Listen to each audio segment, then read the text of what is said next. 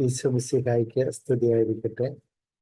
ഇന്ന് നമ്മൾ പഠിക്കാൻ പോകുന്നത് എസ്ര നെഹമ്യ എന്ന പുസ്തകമാണ്. അതായത് സാൽവേഷൻ ഹിസ്റ്ററിയിലെ വളരെ പ്രധാനപ്പെട്ട ഒരു കാലഘട്ടത്തെ സൂചിപ്പിക്കുന്ന പുസ്തകങ്ങളാണ്. ഈ പുസ്തകത്തെ കുറിച്ചാണ് നമ്മൾ പഠിക്കുന്നത്. നമുക്കറിയാം 1.5 മണിക്കൂർ എടുത്താണ് നമുക്ക് സമയമുള്ളത്. അതിൽ ഏകദേശം 7 മിനിറ്റുകളൊക്കെ കഴിഞ്ഞ് ബാക്കിയുള്ള സമയത്ത് ഈ പുസ്തകത്തെ ഒന്ന് പരിചയപ്പെടുത്താനാണ് നമുക്ക് സാധിക്കുന്നത്. അതേ നമുക്കൊരു കോണ്ടാക്ട് ക്ലാസ് സാധിക്കുള്ളൂ എന്ന് എനിക്കും അറിയാം. കാരണം ഈ പുസ്തകത്തിൽ പറഞ്ഞിരിക്കുന്ന ഉള്ളടക്കം കാര്യങ്ങളെല്ലാം ഒത്തിരി മണിക്കൂറുകൾ എടുക്കാനത്തെ ഇവയിലും നമുക്കറിയാം. ഈ പുസ്തകത്തിലേക്ക് ഈ പറഞ്ഞിരിക്കുന്ന വിഷയത്തിലെ കുറിച്ച് നമുക്ക് ചെറിയൊരു എത്തിനോട്ടം, ഈ ചെറിയ ഗൈഡൻസ് അതാണ് നമുക്ക് സാധിക്കുന്നത്. ഈ പുസ്തകം നമ്മൾ കാണുമ്പോൾ ആദ്യമായി തന്നെ ഈ പുസ്തകത്തെ വിഭജിച്ചിരിക്കുന്ന നമുക്ക് കാണാം. 6 ഹെഡിങ്ങുകളായിട്ട് ഇതിനെ വിഭജിച്ചിരിക്കുന്നു. ഇതിന്റെ ഉള്ളടക്കത്തെ കുറിച്ച് പറഞ്ഞിട്ടുള്ളത്: 1, ബൈബിളിലെ രക്ഷാചരിത്രം; 2, പ്രവാസികളുടെ തിരിച്ചുവരവും ദേവാലയ നിർമ്മാണവും; 3, എസ്രായുടെ പ്രാരംഭ പ്രവർത്തനങ്ങൾ; 4, നെഹമ്യായുടെ പുസ്തകം ആമുഖം; 5, നെഹമ്യായുടെ തിരിച്ചുവരവും നഗരമതിലിന്റെ നിർമ്മാണവും; 6, നിയമ പാരായണവും ഉടമ്പടി നവീകരണം. ഇങ്ങനെയാണ് തിരിച്ചിരിക്കുന്നത്. പക്ഷെ ഇതിന്റെ ആദ്യത്തെ ഭാഗം ബൈബിളിലെ രക്ഷാചരിത്രത്തെ കുറിച്ചുള്ള വിവരണം, അതാണ് ഇത് ശരിക്കും പറഞ്ഞാൽ നമ്മൾ ഇവിടെ ക്ലാസ്സിൽ കൂടുതലായിട്ട് കോൺസെൻട്രേറ്റ് ചെയ്യുന്നത്. അവസാനത്തെ ഭാഗത്തെ കുറിച്ച് ഓടിച്ചെന്ന് പറഞ്ഞതാണ് നമുക്ക് സമയം കിട്ടുന്നത്. ഈ ബൈബിളിലെ രക്ഷാചരിത്രത്തെ കുറിച്ച് ബഹുമാനപ്പെട്ട മൈക്കിൾ കാര്യമെത്തിന് എഴുതിയ ഒരു ലേഖനമാണ് സത്യത്തിൽ ആദ്യ ഭാഗത്ത് നമ്മൾ വായിച്ച് പഠിക്കുന്നത്. ഇത് ഒരു സമഗ്രമായ ഒരു വിവരണമാണ് സത്യത്തിൽ. ബഹുമാനപ്പെട്ട മൈക്കിൾ കാര്യമെത്തിനെ കുറിച്ച് ഞാൻ നിങ്ങളോട് പറയേണ്ട കാര്യമില്ല. നമുക്ക് ഡിവോഴ്സ് ബൈബിൾ വായിക്കുന്ന എല്ലാവരും എൻ്റെ ആദ്യ കാർഡുകളിൽ തന്നെ എൻ്റെ എഡിറ്റേഴ്സിന്റെ പേര് 3 പേരുടെ പേര് കാണാം. അതിനകത്ത് തന്നെ മൈക്കിൾ കാര്യമെത്തിന്റെ പേര് ഉണ്ട് എന്ന് നിങ്ങൾ ശ്രദ്ധിച്ചിരിക്കുന്നുണ്ട്. അദ്ദേഹം തലശ്ശേരി അതിരൂപതാംഗമാണ് എന്ന് അഭിമാനത്തോടെ പറയാൻ എനിക്ക് ആഗ്രഹമുണ്ട്. അത് മാത്രമല്ല, അദ്ദേഹമാണ് ഇവിടെ ബൈബിൾ അപ്പോസിയേറ്റിന്റെ ആദ്യത്തെ ഡയറക്ടർ. അദ്ദേഹത്തിന് പിൻഗാമിയായിട്ട് വരാൻ സാധിച്ചത് എനിക്കും സന്തോഷമുണ്ട്. ഏതായാലും ഈ രക്ഷാകര ചരിത്രത്തെ കുറിച്ചാണ് നമ്മൾ ആദ്യം പഠിക്കുന്നത്. രക്ഷാകര ചരിത്രം ബൈബിള് ഒരു ചരിത്ര പുസ്തകമാണോ എന്ന് പലരും ചോദിക്കാറുണ്ട്. ബൈബിൾ സത്യത്തിലെ ചരിത്ര പുസ്തകമാണോ എന്ന് വെച്ചാൽ ചരിത്ര പുസ്തകമാണ്. അത് രക്ഷാകര ചരിത്രമാണ്. ഇല്ലാതെ നമ്മൾ സെക്കുലർ ആയിട്ടുള്ള ഒരു ചരിത്രം പറഞ്ഞു വെക്കുക എന്നുള്ളതല്ല ബൈബിളിന്റെ ലക്ഷ്യം. ഈ രക്ഷാകര ചരിത്രം എന്താണ് എന്നുള്ളതാണ് നമ്മൾ മനസ്സിലാക്കേണ്ടത്. രക്ഷാകര ചരിത്രം എന്ന് പറഞ്ഞാൽ നമ്മളുടെ മനുഷ്യന്റെ അസ്തിത്വത്തെ കുറിച്ചുള്ള യഥാർത്ഥത്തിലുള്ള അറിവ് നമുക്ക് അവിടെ പ്രധാനം. ആരാണ് മനുഷ്യൻ? എവിടെ നിന്നാണ് മനുഷ്യന്റെ? എന്താണ് മനുഷ്യന്റെ സൃഷ്ടിയുടെ ലക്ഷ്യം എന്നൊക്കെ നമ്മൾ ഇവിടെ തിരിച്ചറിയേണ്ടത്. ഈ ചരിത്രം ബൈബിളിൽ എഴുതി വെച്ചിട്ടുണ്ട്. ആരാണ് മനുഷ്യൻ? മനുഷ്യൻ സത്യത്തില് ഒരു സൃഷ്ടിയാണ്. ദൈവം സൃഷ്ടിച്ച മനുഷ്യൻ. എന്തിനു വേണ്ടിയാണ് മനുഷ്യനെ സൃഷ്ടിച്ചത്? ദൈവത്തിന്റെ സ്നേഹത്തിന്റെ ബഹിർസ്ഫുരണമാണ് സത്യത്തില് മനുഷ്യന്റെ സൃഷ്ടിക്ക് കാരണം. ദൈവം ഈ മനുഷ്യനെ സൃഷ്ടിച്ചത്, അവനെ സൃഷ്ടിച്ചിട്ട് അവന് വെറുതെ വിടാൻ വേണ്ടിയല്ല, തന്നോട് കൂടെ ആയിരിക്കുക, തൻ്റേതായിരിക്കും, ദൈവത്തോടുള്ള കൂട്ടായ്മയിലായിരിക്കാൻ വേണ്ടിയാണ് ദൈവം മനുഷ്യനെ സൃഷ്ടിച്ചത്. നമ്മൾ 2 കാര്യം മനസ്സിലാക്കേണ്ടത്. ആദ്യത്തെ കാര്യം, ദൈവത്തിന്റെ സ്നേഹത്തിന്റെ പ്രതിഫലനമാണ് ഓരോ മനുഷ്യ വ്യക്തി, ഞാനും നിങ്ങളെല്ലാം. ഈ ദൈവത്തിന്റെ സ്നേഹത്തിന്റെ പ്രതിഫലനമായ മനുഷ്യനെ ദൈവം സൃഷ്ടിച്ചത് ദൈവത്തോട് കൂടെ ആയിരിക്കാൻ, അവിടെ ദൈവവുമായിട്ടുള്ള കൂട്ടായ്മയാണ് ഏറ്റവും. ദൈവം, അത് നമ്മൾ ബൈബിളിലെ ആദ്യ താളുകളിലേക്ക് കടന്നു ചെല്ലുമ്പോൾ കൃത്യമായിട്ട് മനസ്സിലാക്കാൻ സാധിക്കും. ദൈവം മനുഷ്യനെ സമീപിക്കുന്നു, പറുദീസായിട്ട് ദൈവം പിലാത്തിൻ മനുഷ്യനോട് കൂടെ ആയിരിക്കുന്നു എന്നൊക്കെയുള്ള നമ്മൾ അറിയാവുന്ന കാര്യം. അതിൻ്റെയൊക്കെ ആത്യന്തികമായ ദൈവശാസ്ത്രം എന്താണെന്ന് ചോദിച്ചാൽ മനുഷ്യനോടുള്ള കൂട്ടായ്മയാണ് ദൈവത്തിന് ഏറ്റവും പ്രധാനം. ഈ കൂട്ടായ്മയിൽ നിന്ന് മനുഷ്യൻ അകന്നു പോകുന്നത് എപ്പോഴാണെന്നാണ് പിന്നീട് നമ്മൾ മനസ്സിലാക്കുന്നത്. അതായത് മനുഷ്യൻ ദൈവത്തിന്റെ ഇഷ്ടത്തിന് വിരുദ്ധമായി സ്വന്തം ഇഷ്ടം നോക്കിക്കഴിയുമ്പോൾ അത് സ്വാർത്ഥതയായി. ആ ആ സ്വാർത്ഥതയാണ് ആദ്യ പാപം എന്ന് പറയുന്നത്. പലപ്പോഴും പഴം പറിച്ചു തിന്നുന്ന കാര്യമൊക്കെ പറയുന്നുണ്ട്. അതൊക്കെ പ്രതീകാത്മകമായ ഒരു വിവരണമാണ് നമുക്കറിയാം. അതിലൂടെ ബൈബിൾ ഗ്രന്ഥകാരൻ നമ്മളെ പഠിപ്പിക്കുവാൻ ശ്രമിക്കുന്നത് ദൈവത്തിന്റെ ഇഷ്ടം എന്ത്, അതിന് വിരുദ്ധമായി മനുഷ്യൻ പ്രവർത്തിച്ചത് സ്വാർത്ഥതയാണ് നമ്മളെ ബോധ്യപ്പെടുത്തുന്നത്.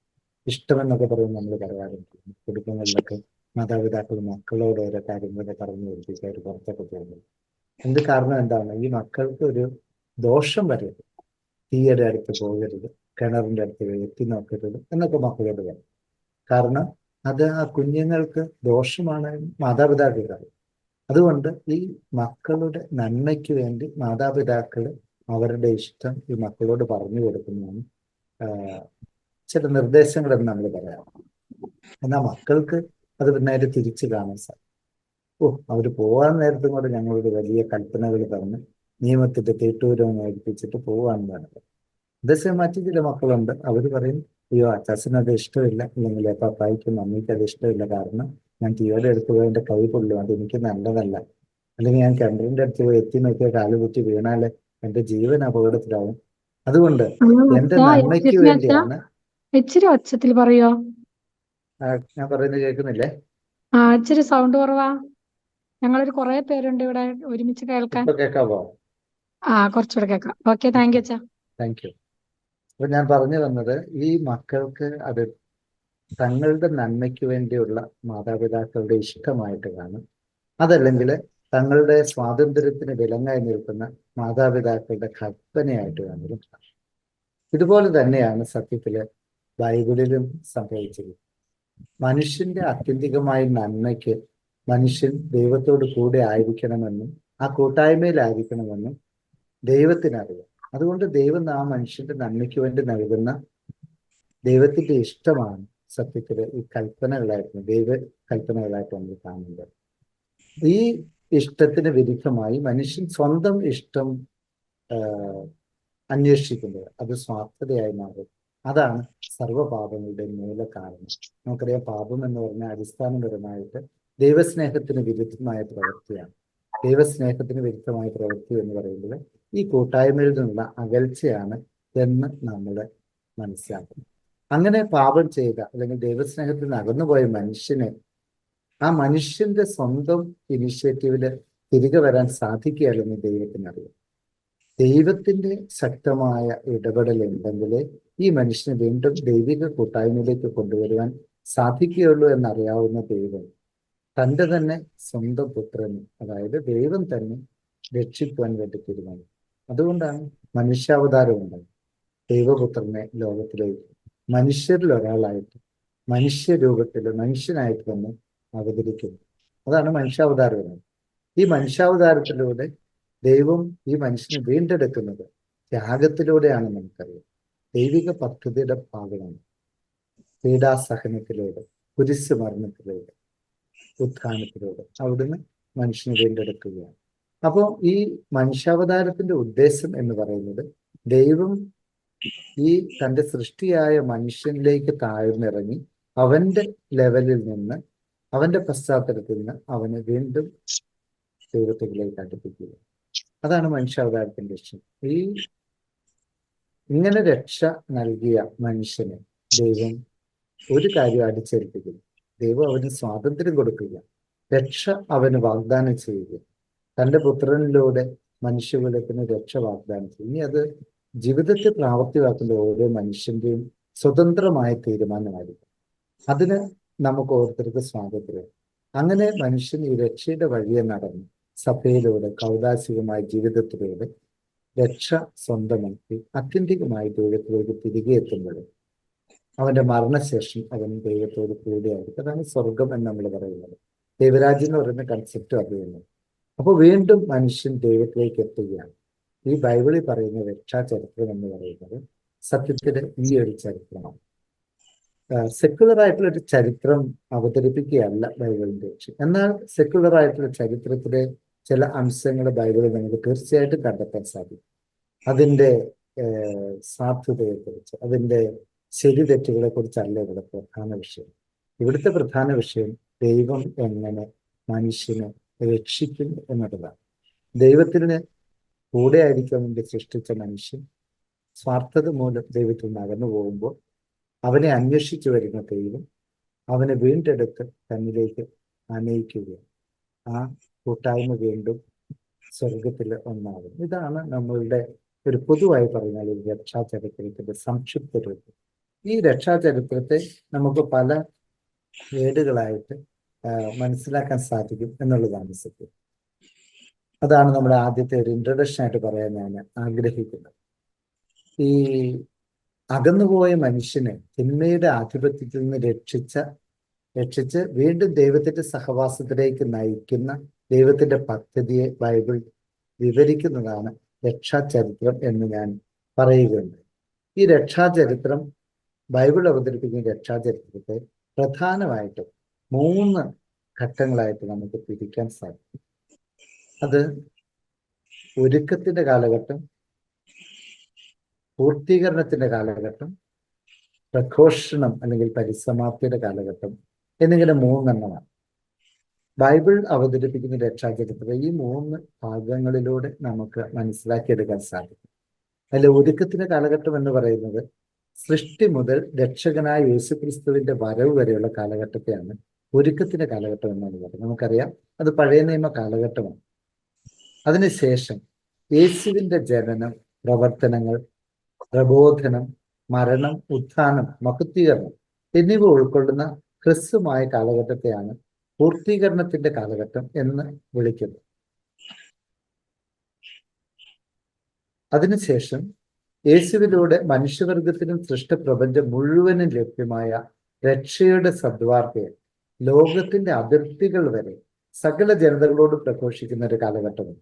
അത് നമുക്കറിയാം സഭയുടെ കാലഘട്ടം. ഇതിനെയാണ് പ്രഘോഷണത്തിന്റെ കാലഘട്ടം എന്ന് നമ്മൾ പറയുന്നു.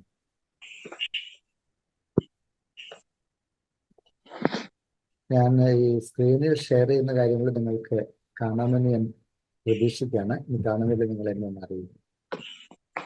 അതിൽ ഒരാളൊന്ന് റിയാക്ട് ചെയ്യാമോ? കാണാമോ അത്?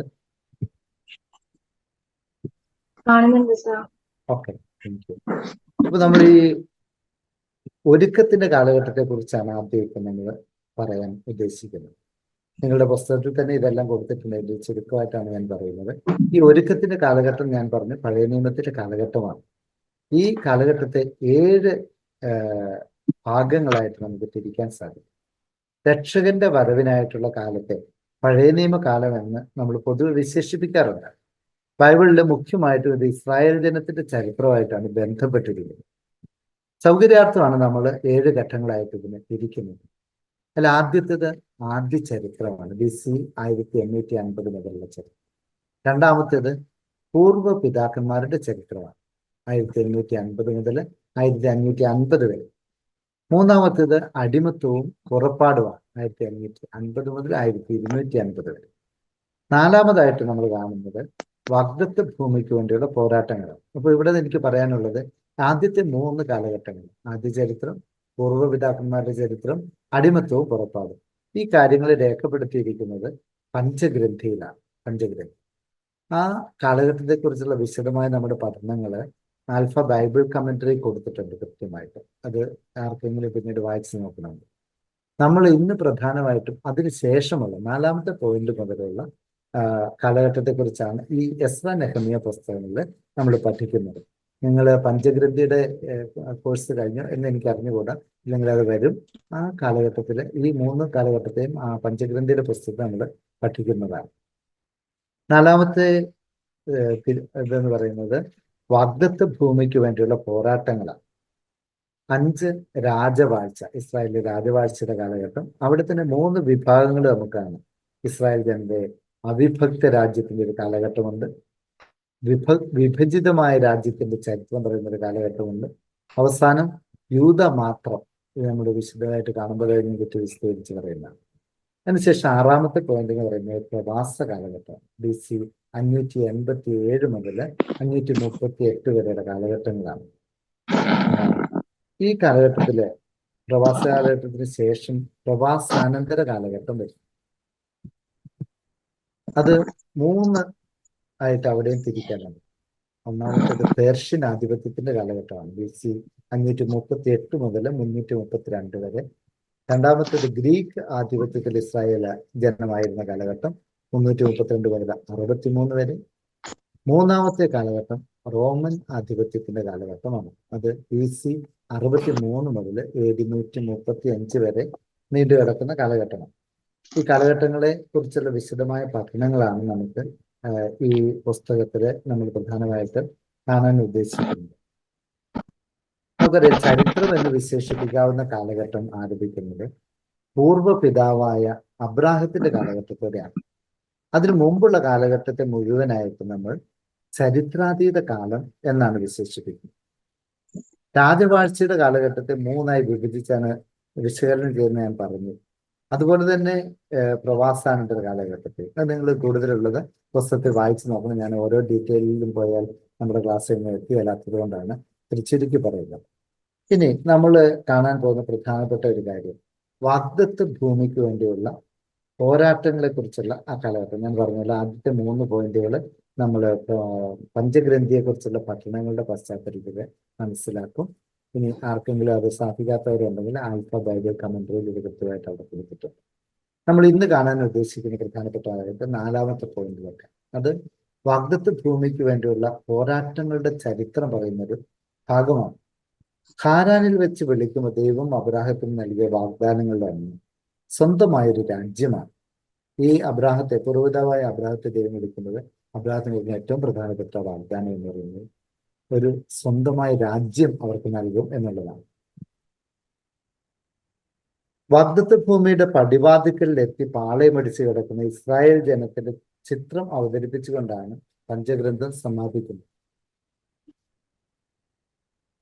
തുടർന്നുള്ള 2 പുസ്തകങ്ങൾ ജോഷുവയും ന്യായാധിപന്മാരും വാഗ്ദത്ത ഭൂമി കൈവശമാക്കുന്നതിനും കൈവശപ്പെടുത്തി സ്വന്തമായി കാത്തു സൂക്ഷിക്കുന്നതിനും നടത്തിയ യുദ്ധങ്ങളെയാണ് വിവരിക്കുന്നത്. അപ്പോൾ ജോഷുവയുടെ പുസ്തകത്തിലും ന്യായാധിപന്മാരുടെ പുസ്തകത്തിലും പ്രധാനമായിട്ടും നമ്മൾ കാണുന്നത് ഈ വാഗ്ദത്ത ഭൂമിക്ക് വേണ്ടിയുള്ള പോരാട്ടങ്ങളുടെ ചരിത്രമാണ്.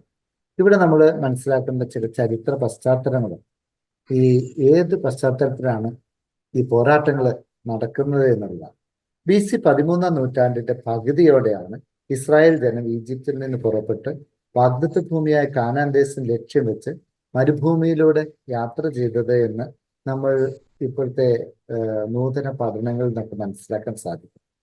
മോശയുടെ മരണശേഷം യഥാർത്ഥത്തില് ജോഷുവയുടെ നേതൃത്വത്തിലാണ് ഇസ്രായേൽ ജനം വാഗ്ദത്ത ഭൂമിക്ക് വേണ്ടിയുള്ള പോരാട്ടങ്ങൾ ആരംഭിക്കുന്നത്. ഈ കാലഘട്ടത്തിൽ തന്നെയാണ് ഒരു ശക്തരായ ഒരു ജനതയെ കാനാൻ ദേശം കീഴടക്കി വാസമുറപ്പിക്കാൻ ശ്രമിക്കുന്നുണ്ടായി. അവരുടെ പേരാണ് ഫിലിസ്ത്യർ എന്നുള്ളത്. 13-ാം നൂറ്റാണ്ടിന്റെ ഉത്തരാർദ്ധത്തിൽ ഏജിയൻ കടൽ തീരത്തിന് പുറപ്പെട്ട ഒരു ജനത മധ്യധരണിയിലൂടെ വന്ന് ഈജിപ്തിനെ ആക്രമിക്കുന്നതായിട്ട് ചരിത്രം നമ്മൾ പഠിപ്പിക്കുന്നുണ്ട്. കടൽ മാർഗം വന്നതുകൊണ്ട് ഈ മനുഷ്യരെ കടൽ മനുഷ്യർ എന്നാണ് ചരിത്രകാരന്മാർ വിശേഷിപ്പിച്ചിട്ടുള്ളത്. അംഗസംഖ്യ കുറവായിരുന്നവര്, പക്ഷെ വളരെ മികച്ച ആയുധങ്ങളും യുദ്ധമുറകളും കണിശമായ സൈനിക പരിശീലനവും നേതൃത്വവും അവർക്ക് ഉണ്ടായിരുന്നു. അതുകൊണ്ട് തന്നെ അവർ വളരെ ശക്തരായ ഒരു ജനതയായിരുന്നു. ഇസ്രായേൽക്കാർ ഈജിപ്ത് വിട്ട് അധികം വൈകാതെയാണ് ഇവരും ഈജിപ്ത് കൈയടക്കാൻ പരിശ്രമിക്കുന്നത്. പക്ഷേ റാമേസസ് 3-ാമൻ എന്ന ഈജിപ്ത് രാജാവ് അവരെ 1190 യുദ്ധം ചെയ്ത് തോൽപ്പിക്കുന്നതായിട്ട് ചരിത്രത്തിൽ നമുക്ക് മനസ്സിലാക്കാൻ സാധിക്കും. ഈജിപ്തിന് കീഴടങ്ങി അവർ ഈജിപ്തിന്റെ കൂലിപ്പട്ടാളമായിട്ടാണ് പിന്നീട് പ്രവർത്തിക്കുന്നത്. ഈജിപ്തുകാർ അവരെ തങ്ങളുടെ കിഴക്കേ അതിർത്തിയിൽ കാനാന്റെ തെക്ക് പടിഞ്ഞാറെ മൂലയിൽ കുടിയിരുത്തി. അത് നമുക്ക് ചരിത്രത്തിൽ മനസ്സിലാക്കാൻ സാധിക്കും. ബാക്കിയുള്ള കാര്യങ്ങളെ വിശദാംശങ്ങളിലേക്ക് പോകുന്നില്ല. ഈ ഫിലിസ്തീയരുടെ സ്വാധീനം പല സ്ഥലങ്ങളിലും വ്യാപിച്ചു കിടക്കുന്നു. ഇവരെ കുടിയിരുത്തിയ ആ രാജ്യങ്ങളിൽ മാത്രമായിരുന്നു, ചുറ്റുപാടുമുള്ള രാജ്യങ്ങളിലും ഇവരുടെ ശക്തമായ സാന്നിധ്യവും സ്വാധീനവും ഉണ്ടായിരുന്നു നമുക്കറിയാൻ സാധിക്കും. അപ്പൊ ഈ ന്യായാധിപന്മാരുടെ പുസ്തകത്തില് ഈ ഫിലിസ്തീനുമായിട്ടുള്ള ഇസ്രായേൽക്കാരുടെ സംഘടനത്തിന്റെ പശ്ചാത്തലം ഇതാണ് എന്ന് പറയാൻ വേണ്ടിയാണ് ഞാൻ സൂചിപ്പിച്ചത്. പിന്നീട് ഈ ഫിലിസ്തീനായ ഇവരുടെ പേരിൽ നിന്നാണ് കാനാൻ ദേശത്തിന് പാലസ്തീന എന്നുള്ള പേര് ലഭിക്കുന്നതെന്ന് നമുക്ക് മനസ്സിലാക്കാൻ സാധിക്കും.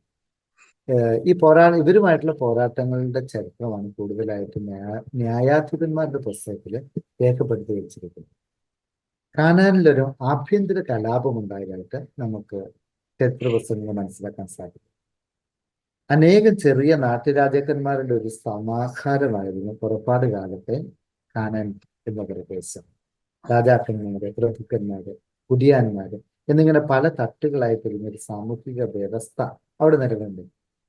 ഈജിപ്തുമായിട്ടൊരു നല്ല ബന്ധവും സഖ്യവും നിലനിർത്താൻ കാനാനിലെ നാട്ടുരാജാക്കന്മാർ തമ്മിൽ പരിശ്രമിച്ചിരുന്നുള്ള സത്യമാണ്.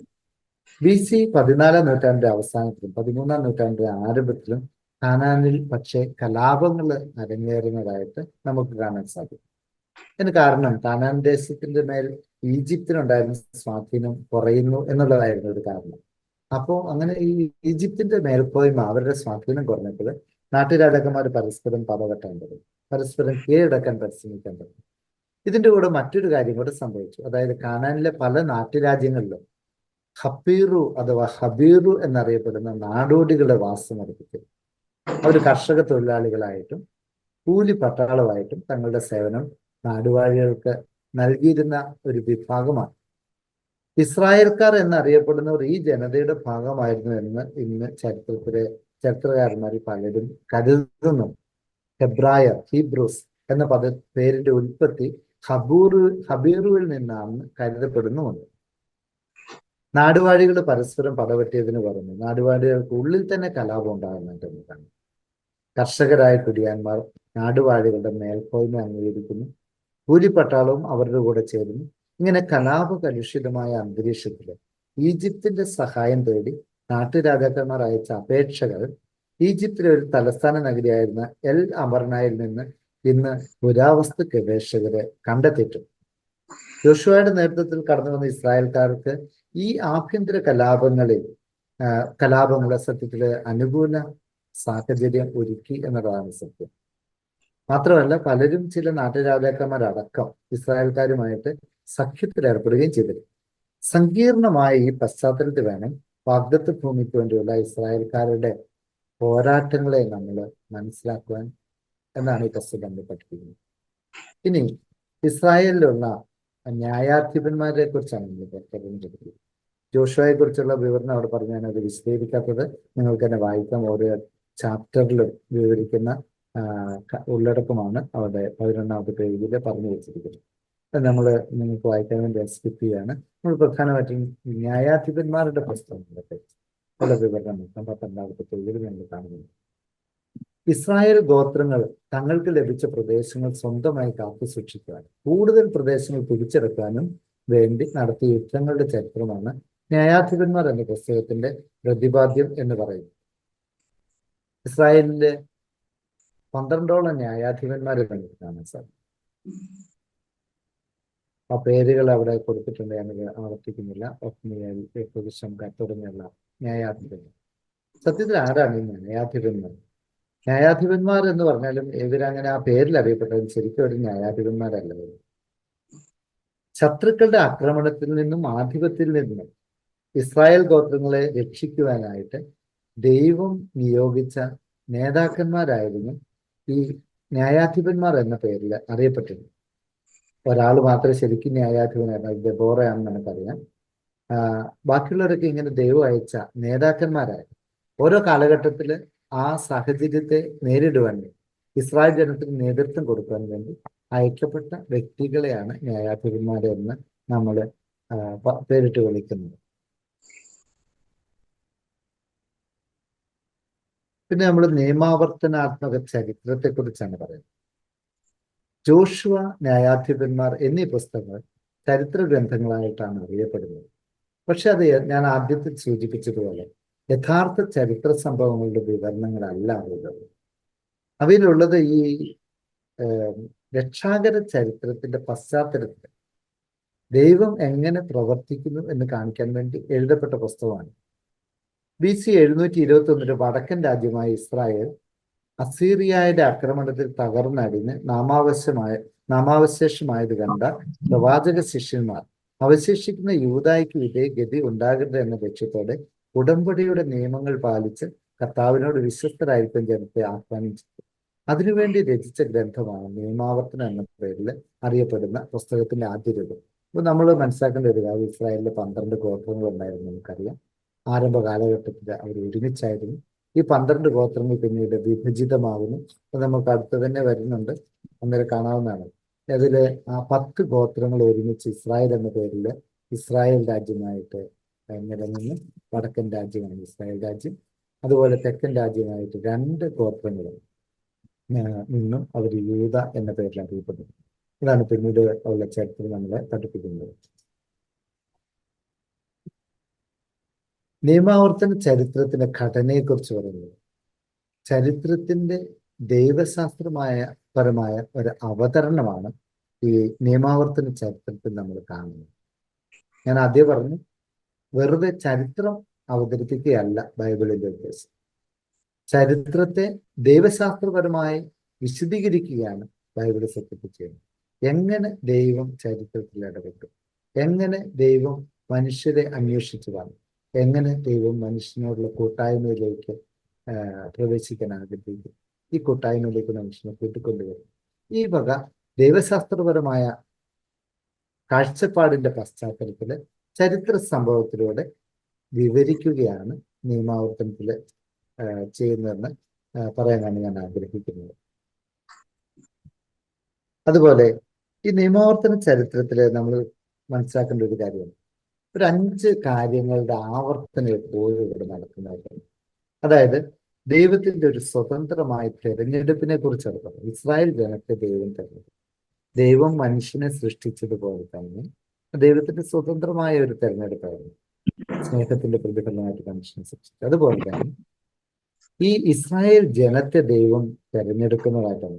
തെരഞ്ഞെടുത്ത ജനത്തെ ഉടമ്പടിയിലൂടെ അവരുമായിട്ടൊരു ഉടമ്പടിയിൽ ഏർപ്പെടുന്നുണ്ട്. ഈ ഉടമ്പടിയോട് വിശ്വസ്തരായിരിക്കണമെന്നാണ് ദൈവം ആഗ്രഹിക്കുന്നത്. പക്ഷേ ഇസ്രായേൽ ജനം, ദൈവത്തിന്റെ സ്വന്തമായിരുന്ന ജനം, അവിശ്വസ്തത കാണിക്കുക. അങ്ങനെ ഈ ജനം പാപം ചെയ്തതായിട്ട് നമ്മൾ കാണുന്നു. ഈ പാപത്തിന്റെ അല്ലെങ്കിൽ അവിശ്വസ്തതയുടെ ശിക്ഷ എന്ന് പറയുന്നത് ഗുരുതരമാണ്. ഈ ശിക്ഷ ഏൽക്കുന്ന ജനമാണ് പ്രവാസത്തിലേക്ക് പോകുന്നത് നമുക്ക് പിന്നീട് കാണാൻ സാധിക്കും. ഈ പ്രവാസത്തിൽ പോകുന്ന ജനം, തങ്ങളുടെ പാപത്തിന്റെ ശിക്ഷ ഏറ്റുവാങ്ങിയ ജനം ദുരിതത്തിലൂടെ, ദുഃഖത്തിലൂടെ, വേദനകളിലൂടെ കടന്നു പോകുമ്പോൾ അവർ മാനസാന്തരത്തിലേക്ക് വരിക. പ്രവാചകന്മാർ അവരോട് പറയും, ദൈവത്തിന്റെ ഉടമ്പടിയോട് വിശ്വസ്തത കാണിക്കാത്തത് കൊണ്ടാണ് ഈ അവസ്ഥ, ഈ ദുര്യോഗം നിങ്ങൾക്ക് വന്നു ചേർന്നത്. അങ്ങനെ ഈ ദുരിതത്തിലായ, പ്രവാസത്തിലായ ദൈവജനം മാനസാന്തരപ്പെടുക. തന്റെ ജനം മാനസാന്തരപ്പെടുന്നത് കാണുമ്പോൾ ദൈവം അവരോട് ക്ഷമിക്കുന്നു. ദൈവം എന്നും കരുണാമയനാണ് എന്ന് നമ്മൾ പറയുന്നത്. ക്ഷമിക്കുന്ന ദൈവം ശിക്ഷ പിൻവലിക്കുക, അവർക്ക് രക്ഷ നൽകും. പക്ഷെ ചരിത്രം ആവർത്തിക്കുകയാണ്. ഈ രക്ഷ സ്വായത്തമാക്കിയ ദൈവജനം വീണ്ടും സ്വാർത്ഥ ചിന്തകൾ മൂലം ദൈവത്തിൽ നിന്ന് അകന്നു പോകുന്നതാണ് നമ്മൾ കാണുന്നത്. ഈ ഒരു 5 കാര്യങ്ങളുടെ ഒരു ആവർത്തനം എപ്പോഴും നമുക്ക് ചരിത്രത്തിൽ കാണാൻ സാധിക്കുമെന്നുള്ളതാണ് സത്യം. ഈ ദൈവിക പദ്ധതിയിൽ അതിന്റെ പൂർത്തീകരണം എന്ന് പറയുന്നത് യേശുവിലാണ്. വാഗ്ദത്ത ഭൂമി എന്നൊക്കെ പറയുന്നത് സത്യത്തിൽ പ്രതീകാത്മകമായിരുന്നു. ദൈവരാജ്യത്തെക്കുറിച്ചുള്ള കാഴ്ചപ്പാടിനുള്ള മുന്നോടിയായിട്ടുള്ള അവതരണമായിരുന്നു വാഗ്ദത്ത ഭൂമി. ഈ ഭൗതികമായ ഭൂമിയിൽ നിത്യമായി ജീവിക്കുക എന്നുള്ളതല്ല ദൈവം ഉദ്ദേശിച്ചത്. ഈ കാനാൻ ദേശം, തേനും പാലും ഒഴുകുന്ന കാനാൻ ദേശം എന്നത് ഒരു പ്രതീകാത്മക കാഴ്ചപ്പാടായിരുന്നു. അത് ദൈവം മനുഷ്യന് നൽകിയിരിക്കുന്ന സ്വർഗീയ അനുഭവമാണ്. മറ്റൊരു വാക്ക് പറഞ്ഞാൽ ദൈവത്തോട് കൂടിയുള്ള നിത്യമായ വാസത്തിനുള്ള ഒരു ആഹ്വാനമാണ്. അതിനാണ് യേശു ദൈവരാജ്യം എന്ന് പറയുന്നത്. യേശു ദൈവരാജ്യം സമീപിച്ചിരിക്കുന്ന മാനസാന്തരപ്പെടുമെന്നാണ്. ദൈവരാജ്യം എന്ന് പറഞ്ഞാൽ ആത്യന്തികമായും ദൈവത്തോട് കൂടിയുള്ള അവസ്ഥ എന്നാണ് പറയുന്നത്. നമ്മൾ പിന്നീട് സുവിശേഷം പഠിക്കുമ്പോൾ കാണാൻ സാധിക്കും, സമാന്തര സുവിശേഷകന്മാരൊക്കെ ദൈവരാജ്യം എന്ന പദമാണ് ഉപയോഗിച്ചത്. ബാസിലെയ്യ ഫ്യൂച്ചേറിയ ഗ്രീക്ക് പദമാണ്, അതായത് ദൈവരാജ്യം. ഇത് തന്നെയാണ് യോഹന്നാന്റെ സുവിശേഷത്തിലെ നിത്യജീവൻ എന്ന പദം കൊണ്ട് പ്രതിപാദിക്കുന്നത്. സ്വയേ എന്നാണ് പറയുന്നത്.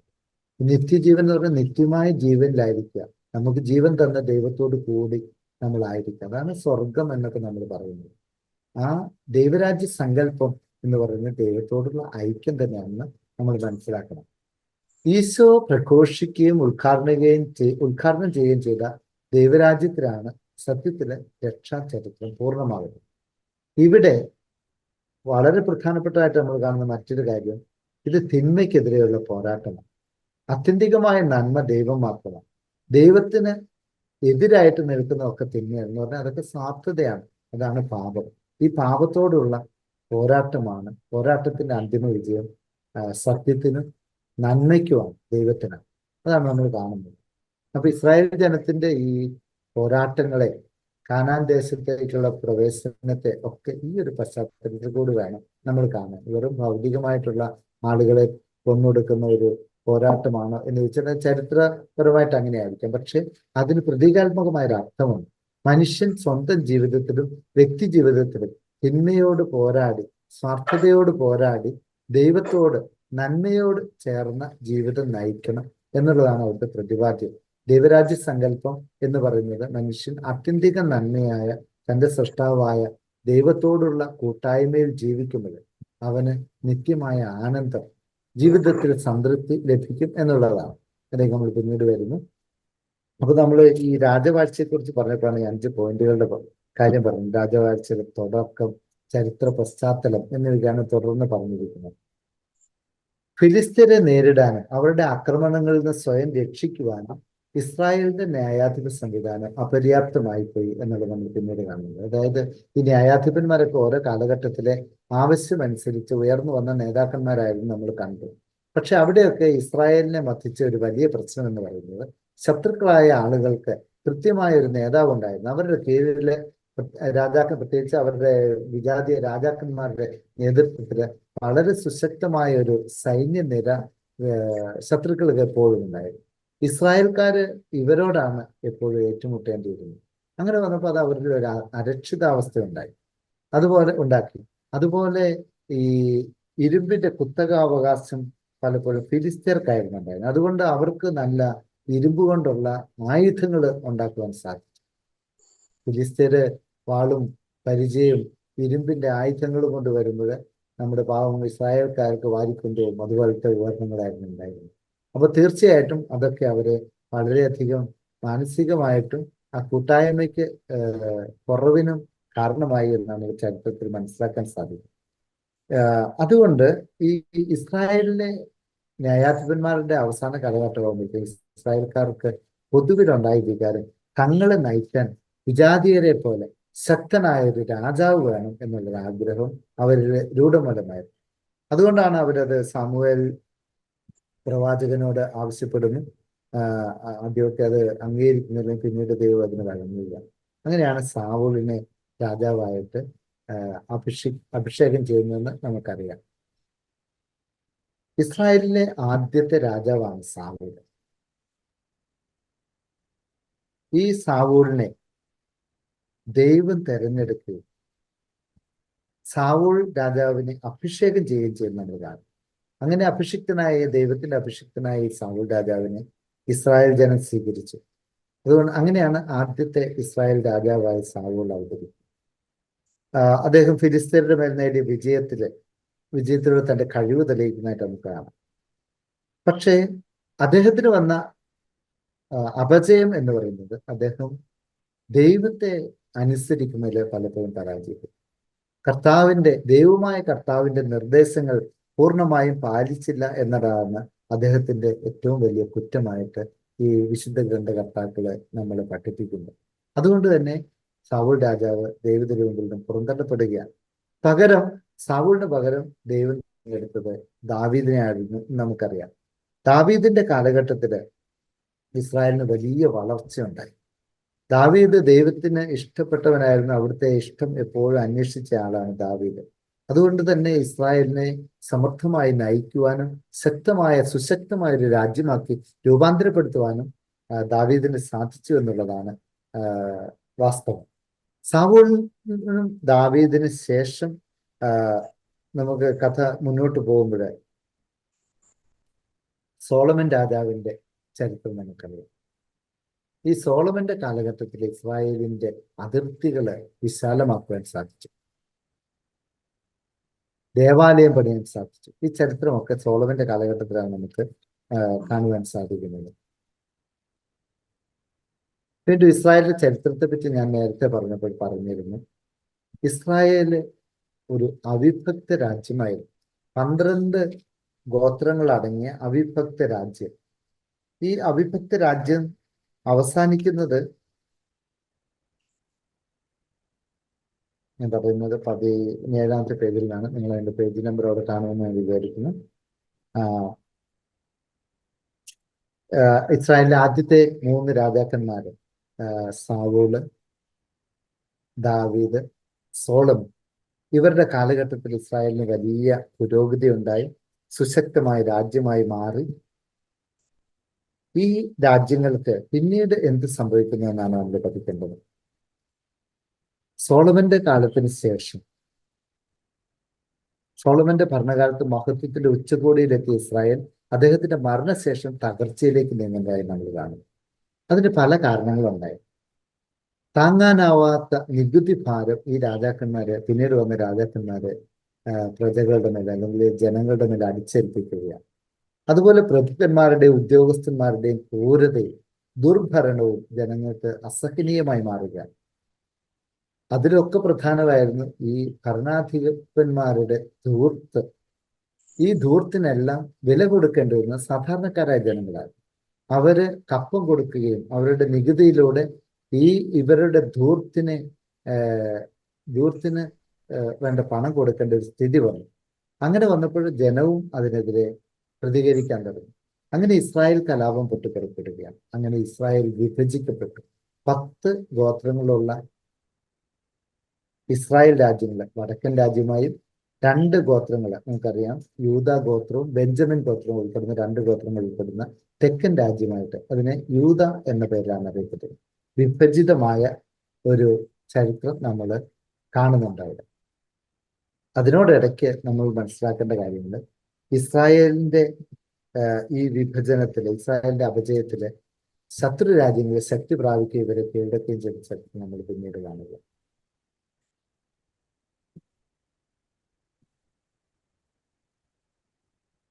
നബുക്കദ്നേസറിന്റെ സൈന്യം യൂദ കീഴടക്കുന്ന ചരിത്രം നമ്മൾ പിന്നീട് കാണും. ഈ നബുക്കദ്നേസറിന്റെ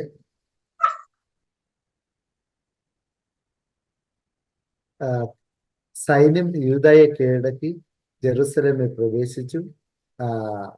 എന്നാൽ യൂദ അവർക്ക് വലിയ കപ്പം കൊടുക്കാമെന്ന് സമ്മതിച്ചത് കൊണ്ട് അവർ പിൻവാങ്ങുന്നതായിരുന്നു. BC 587 ബാബിലോൺ സൈന്യം മതിൽ തകർത്ത് ജെറുസലേമിൽ പ്രവേശിക്കുന്നത് ചരിത്രത്തിൽ നമ്മൾ കാണുന്നുണ്ട്. ഇസ്രായേലിന്റെ കൊട്ടാരവും മറ്റും നശിപ്പിച്ച് ദേവാലയം അഗ്നിക്കിരയാക്കുന്ന ദാരുണമായ സംഭവങ്ങളൊക്കെ അവിടെ നമ്മൾ കാണുന്നുണ്ട്. ഈ ആദ്യം ഒരുമിച്ചുണ്ടായിരുന്ന രാജ്യം പിന്നീട് അത് വിഭജിതമായി. ആ വിഭജിതമായ രാജ്യത്തെ 2 കൂട്ടർക്ക്, വടക്കൻ രാജ്യത്തിനും തെക്കൻ രാജ്യത്തിനും ശത്രു രാജ്യങ്ങളുടെ യുദ്ധത്തിൽ അവർ തകർന്നടിഞ്ഞ് പ്രവാസികളായി പോകുന്നത് പിന്നീട് നമ്മൾ കാണുന്നതാണ്. അതിനു മുമ്പ് നമ്മൾ മനസ്സിലാക്കേണ്ട ഒരു കാര്യം, ഈ ഇസ്രായേലിന്റെ ചരിത്രത്തില് രാജവാഴ്ച എപ്രകാരമായിരുന്നു എന്ന് നമ്മൾ മനസ്സിലാക്കേണ്ടത് ആവശ്യമാണ്.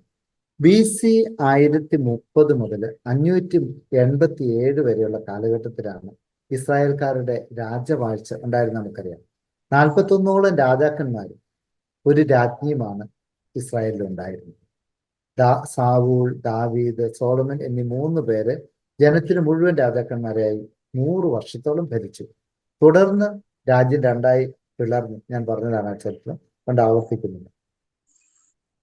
രാജഭരണത്തെക്കുറിച്ച് സമ്മിശ്രമായ ഒരു അവലോകനമാണ് സത്യത്തിൽ ബൈബിള് നൽകുന്നത്. 1-2 സാമുവേൽ, 1-2 രാജാക്കന്മാർ എന്നീ 4 പുസ്തകങ്ങള് നിയമാവർത്തനാത്മക ചരിത്രം രേഖപ്പെടുത്തുന്നു. ഈ ചരിത്രത്തിന്റെ ആദ്യത്തെ 2 അധ്യായങ്ങളാണ് ജോഷുവയുടെ പുസ്തകവും ന്യായാധിപന്മാരുടെ പുസ്തകം എന്ന് നമ്മൾ നേരത്തെ തന്നെ കണ്ടു കഴിഞ്ഞതാണ്. കർത്താവിനോടും അവിടുത്തെ ഉടമ്പടിയോടും എത്രമാത്രം വിശ്വസ്തരായിരുന്നു എന്ന ഏക മാനദണ്ഡം അനുസരിച്ചാണ് ഈ ഗ്രന്ഥങ്ങള് രാജഭരണത്തെയും രാജാക്കന്മാരെയും വിലയിരുത്തുന്നത്. സത്യത്തിൽ ഇസ്രായേലിന്റെ ചരിത്രം പഠിപ്പിക്കുന്നത് ദൈവവുമായിട്ടുള്ള ഉടമ്പടി അതൊരു നിരുപാധികമായിട്ടുള്ള ഉടമ്പടി ആയിട്ടില്ല. സ്വാഭാവികമായിട്ടുള്ള ഒരു ഉടമ്പടിയാണ്. എന്ന് പറഞ്ഞാൽ ഞാൻ നിങ്ങളുടെ ദൈവവും നിങ്ങൾ എൻ്റെ സ്വന്തം ജനവുമാണെന്ന് ഇസ്രായേലുമായിട്ട് ദൈവം ഒരു ഉടമ്പടി പാലിച്ചു. ആ ഉടമ്പടിയിൽ ഏറ്റവും പ്രധാനപ്പെട്ടത് ഈ ഉടമ്പടിയിൽ ദൈവവുമായിട്ടുള്ള വിശ്വസ്തതയാണ്. ഞാൻ നിങ്ങളുടെ ദൈവമാണ്, ഞാനല്ലാതെ നിങ്ങൾക്ക് മറ്റൊരു ദൈവം ഉണ്ടാകാൻ പാടില്ല. പക്ഷേ ചരിത്രം പരിശോധിക്കാൻ നമുക്ക് മനസ്സിലാവും, ഇസ്രായേൽ പലപ്പോഴും ഈ ഉടമ്പടിയിലോട് വിശ്വസ്തത പാലിക്കുന്നതിൽ പരാജയപ്പെടുകയാണ്. അവർ മറ്റു ദൈവങ്ങളെ അന്വേഷിച്ചു പോകുന്നു. ദൈവമായ കർത്താവിന്റെ ഇഷ്ടം നിറവേറ്റുന്നതിൽ പരാജയപ്പെടുന്നു. സ്വന്തം താല്പര്യങ്ങൾക്ക് പുറകെ പോകുന്നു. അങ്ങനെ വന്നപ്പോൾ ഈ ഉടമ്പടിയുടെ നിയമങ്ങളെ അവർ ലംഘിക്കുകയാണ്. അതുകൊണ്ടാണ് അവർക്ക് ദുരിതങ്ങളെല്ലാം വരുന്നത് എന്ന് ഈ ഗ്രന്ഥകർത്താക്കന്മാർ പിന്നീട് അവരെ കാണിച്ചു കൊടുക്കുകയാണ്. അടിസ്ഥാനപരമായിട്ടുള്ള ദൈവശാസ്ത്രം ഇവിടെ നമ്മൾ മനസ്സിലാക്കുന്നത്, ദൈവത്തോട് വിശ്വസ്തരായി ജീവിക്കുന്ന മനുഷ്യർക്ക് എപ്പോഴും നന്മയുണ്ടാകും. അവർക്കാണ് ദൈവ ഐക്യത്തിലുള്ള ആനന്ദം അനുഭവിക്കാൻ സാധിക്കും. ദൈവത്തോട് അവിശ്വസ്തരായി സ്വാർത്ഥതയുടെ പിന്നാലെ പോകുന്നവർ, മറ്റു ദൈവങ്ങളെ അന്വേഷിച്ച് പോകുന്നവരെ ദൈവവും ഉപേക്ഷിക്കുന്നു എന്നൊരു കാഴ്ചപ്പാടാണ്. അതുകൊണ്ടാണ് അവർക്ക് ദുഃഖവും ദുരിതങ്ങളും അനുഭവിക്കേണ്ടി വരുന്നത് എന്ന് പ്രവാചകന്മാർ വഴി ദൈവം അവരെ പഠിപ്പിക്കുകയാണ്.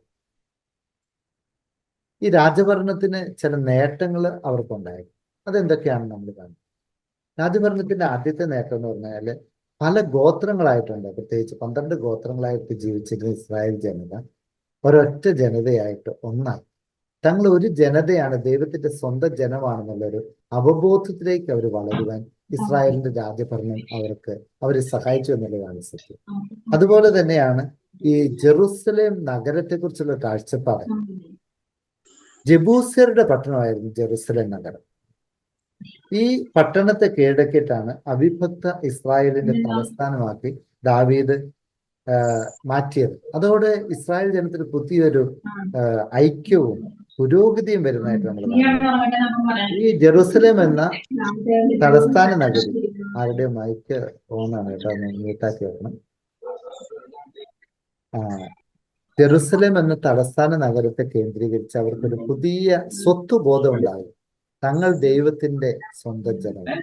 തങ്ങളുടെ ദൈവം ഈ ജെറുസലേം പട്ടണത്തിലെ ദേവാലയത്തില് ആണ് അവിടുത്തെ സാന്നിധ്യമാണ്. ഈ ദേവാലയത്തെ കേന്ദ്രീകരിച്ച് ദൈവിക നഗരമായ ജെറുസലത്തെ കേന്ദ്രീകരിച്ചാണ് തങ്ങളുടെ മതാത്മക ജീവിതം മുഴുവൻ എന്ന് അവര് ചിന്തിക്കുവാനായിട്ടായി. പിന്നീട് സ്വർഗീയ ജെറുസലം എന്ന ആശയമൊക്കെ വരുന്നത് ഇവിടെ നിന്നാണ്. സ്വർഗീയ ജെറുസലം എന്ന് പറയുന്ന സ്വർഗം തന്നെയാണ്, ദൈവത്തോടു കൂടിയുള്ള നിത്യമായ ജീവിതമാണ് നമ്മൾ കണ്ടുവരുന്നത്. അപ്പൊ ഈ സ്വർഗീയ ജെറുസലേമത്തിന്റെ പ്രതീകാത്മകമായ ഒരു അവതരണമാണ് ജെറുസലേം നഗരത്തിലൂടെ അവര് നടത്തിയത് എന്ന് നമുക്കറിയാം. പിന്നെ ഇവരുടെ മധ്യ ദൈവം കൂടാരം വെച്ച് ഈ ദേവാലയത്തിലുണ്ട് എന്നുള്ള ബോധ്യമായിരുന്നു. ദൈവം തങ്ങളോട് കൂടെയുണ്ട് എന്നൊരു ബോധ്യത്തിലേക്ക് വളരുവാൻ ഈ ഒരു കാഴ്ചപ്പാട് അവർക്ക് നൽകി. നമുക്കറിയാം, പിന്നീട് പുതിയ നിയമത്തില് ഈശോ അവതരിക്കുന്നു, ഇമ്മാനുവലായിട്ട് അവതരിക്കുന്നു. എന്ന് പറഞ്ഞ വിത്ത് കൂടെ എന്നാണ്. ദൈവം നമ്മോട് കൂടെ. അപ്പൊ ദൈവം നമ്മോട് കൂടെ എന്നുള്ള ആ മനുഷ്യാവതാരത്തിന്റെ ഒരു രൂപമാണ് ഈ ജെറുസലേം ദേവാലയത്തിലെയും സ്വർഗീയ ജെറുസലേമിന്റെ ഒക്കെ കാഴ്ചപ്പാട് എന്ന് പിന്നീട് നമുക്ക് ദൈവശാസ്ത്രപരമായിട്ട് മനസ്സിലാക്കാൻ സാധിക്കും. അതുപോലെ തന്നെ രാജഭരണത്തിന്റെ ആവിർഭാവത്തോടെ ജനത്തിന് ദൃശ്യമായ ഒരു തലവനും ശക്തനായ ഒരു നേതാവും ഉണ്ടായി. ഇസ്രായേലിന്റെ എപ്പോഴത്തെ പ്രശ്നമാണ് അവർക്ക് മാനസികമായ സംഘർഷം നൽകിയിരുന്നത്. ശത്രുക്കൾക്ക് ശക്തനായ ഒരു രാജാവുണ്ട്, തങ്ങൾക്കും അതില്ല. തങ്ങൾ പല ഗോത്രങ്ങളിൽപ്പെട്ടവരാണ്, ആരെങ്കിലുമൊക്കെ ഒരാളുടെ നേതൃത്വത്തിലേക്ക് വരുന്നതെന്നുള്ളതല്ലാതെ. പക്ഷേ രാജഭരണത്തിലൂടെ അവർക്കൊരു സുരക്ഷിതത്വ ബോധമുണ്ടായി. തങ്ങളെ നയിക്കുവാൻ ശക്തനായ രാജാവുണ്ട്. ആ രാജാവിന്റെ പിന്നിൽ അണിനിരന്ന് വിജയം നേടുവാൻ തങ്ങൾക്ക് സാധിക്കുമെന്ന് അവര് ശക്തമായിട്ട് വിശ്വസിക്കുകയും ചെയ്തു. അങ്ങനെ രാജവാഴ്ചയുടെ ആവിർഭാവത്തോടെ അവർക്ക് മറ്റൊരു കാഴ്ചപ്പാടുകൾ കൂടി കിട്ടി. ഈ രാജാക്കന്മാരെ വരാനിരിക്കുന്ന മിശിഹായുടെ മുന്നോടികളാണെന്നുള്ളൊരു ബോധ്യമുണ്ട്. പഴയ നിയമ പുസ്തകങ്ങളെല്ലാം നമുക്ക് മിശിഹായുടെ വരവിനെ കുറിച്ചുള്ള പ്രവചനങ്ങൾ കാണാൻ സാധിക്കും.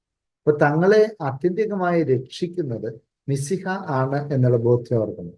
ഈ മിശിഹായുടെ വരവിലേക്ക് ഒരു പ്രതീക്ഷ നൽകുന്ന അവസരമായിട്ട് രാജഭരണത്തെ അവർ കാണാൻ തുടങ്ങി എന്നതാണ് സത്യം. അതുപോലെ തന്നെ ഇസ്രായേലിലെ പ്രവാചകന്മാർ, പ്രശസ്തരായ എല്ലാ പ്രവാചകന്മാരും രാജ്യഭരണത്തിന്റെ കാലഘട്ടത്തിലാണ് വരുന്നത് എന്ന് നമുക്കറിയാം. അതിനൊരു കാരണമുണ്ട്. ഈ രാജ്യഭരണത്തിന്റെ അപജയങ്ങളെ കുറിച്ച് നമ്മൾ കാണുമ്പോൾ അത് നമുക്ക് കൂടുതൽ മനസ്സിലാക്കാൻ സാധിക്കും. എന്താണ് ഇവരുടെ അപജയം? രാജവാഴ്ചയുടെ കോട്ടങ്ങൾ അല്ലെങ്കിൽ ദോഷഫലം.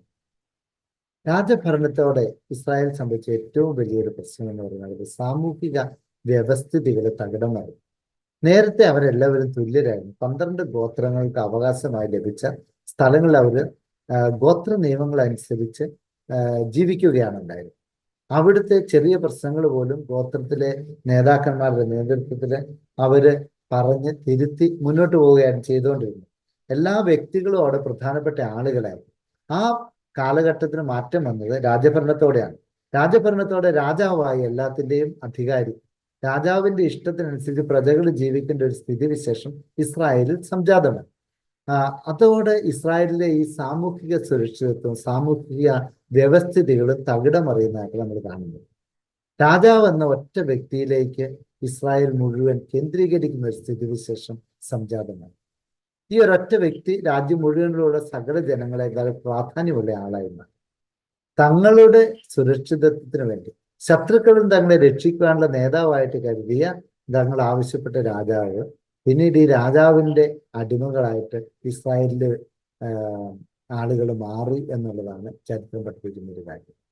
അതുപോലെ ഈ രാജവാഴ്ചയുടെ കോട്ടങ്ങളിൽപ്പെട്ട പ്രധാനപ്പെട്ട കാര്യമാണ് ഈ രാജാവിന്റെ അമിതമായ സ്വാധീനവും പ്രാധാന്യവും എന്നുള്ളത്. നേരത്തെ അവർ ഈ നഗരവാതിക്കലിൽ സമ്മേളിക്കുന്ന ഒരു കുടുംബ ഗോത്ര സംസ്കാരത്തിൽപ്പെട്ടവരായിരുന്നു. അവരുടെ നീതിന്യായ വ്യവസ്ഥകളൊക്കെ അവിടെയാണ് പരിഹരിക്കപ്പെട്ടിരുന്നത്. ഇന്ന് നമുക്കറിയാം ഈ നോർത്ത് ഇന്ത്യയിലൊക്കെ പല സ്ഥലങ്ങളിൽ അത് കാണാൻ സാധിക്കും. അവരുടെ ഗോത്രങ്ങളിലെ അവരുടെ ഇന്റേണൽ ആയിട്ടുള്ള പ്രശ്നങ്ങളൊക്കെ അവർ പറഞ്ഞു കൊടുക്കും. അവിടെ നീതി നടത്തി കൊടുക്കാൻ എല്ലാവരും കൂടെ പരിശ്രമിക്കുകയായിരുന്നു. രാജവാഴ്ചയിൽ രാജാവ് കൽപ്പിക്കുന്നതിനപ്പുറം തിരുവായിക്ക് എതിർവായില്ല എന്നൊരു സ്ഥിതിവിശേഷം ഉണ്ടായി. കൺസൾട്ടേഷൻ ഇല്ലാണ്ടായി. അങ്ങനെ വന്നപ്പോൾ രാജാവിന്റെ ഇഷ്ടത്തിന് വിരുദ്ധമായിട്ട് ഒന്നും നടക്കുകയില്ല എന്നൊരു സ്ഥിതി അവിടെ ഉണ്ടായി. അതുപോലെ വാഗ്ദത്ത ഭൂമിയിലെ എല്ലാ കുടുംബങ്ങൾക്കും അംഗസംഖ്യ അനുസരിച്ച് സ്ഥലം വീതിച്ചു കൊടുത്തിരുന്നു. അതുകൊണ്ട് എല്ലാവർക്കും തന്നെ സ്വന്തമായിട്ട് സ്ഥലം ഉണ്ടായിരുന്നു. ഈ രാജവാഴ്ചയുടെ കാലഘട്ടത്തില് അവിടുത്തെ ധൂർത്തും രാജകീയ അധികാരികളുടെ പ്രത്യേകതകളും ഒക്കെ കൊണ്ട് പാവപ്പെട്ടവനെ ചൂഷണം ചെയ്യുകയും സ്വന്തമായിട്ടുണ്ടായിരുന്ന അവരുടെ സ്വത്തുക്കള് പലർക്കും നഷ്ടമാവുകയും പലരും ദരിദ്രരായി തീരുകയും ചെയ്യുന്ന നമുക്ക് കാണാൻ സാധിക്കും. വിവിധ ഉദ്യോഗസ്ഥരുടെ തസ്തികകൾ സൃഷ്ടിക്കപ്പെട്ടു.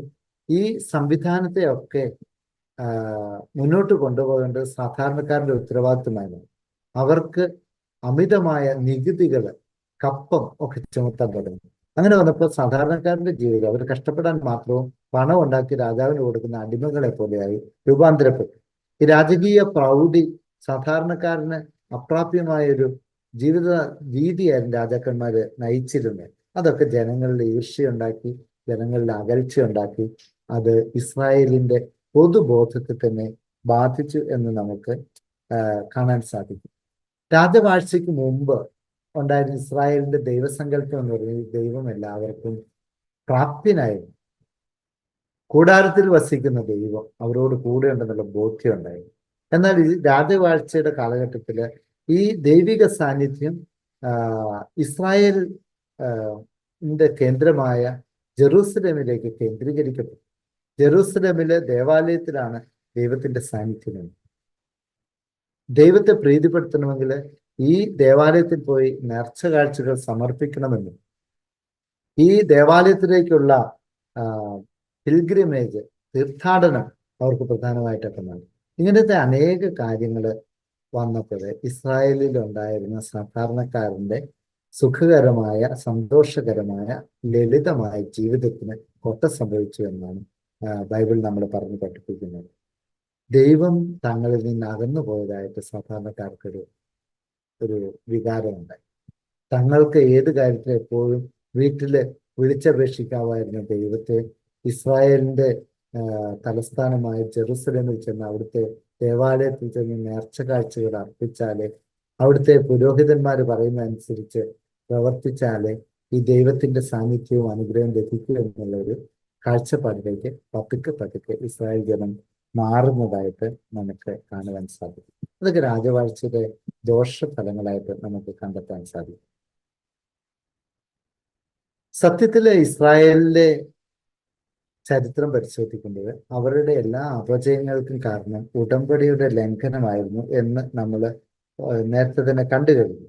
അപ്പൊ ഈ ഉടമ്പടിയുടെ ലംഘനം കൊണ്ട് അവർക്ക് വന്ന ഏറ്റവും വലിയ അപകടം എന്ന് പറയുന്നത് അവരുടെ സ്വാതന്ത്ര്യം നഷ്ടപ്പെട്ടു.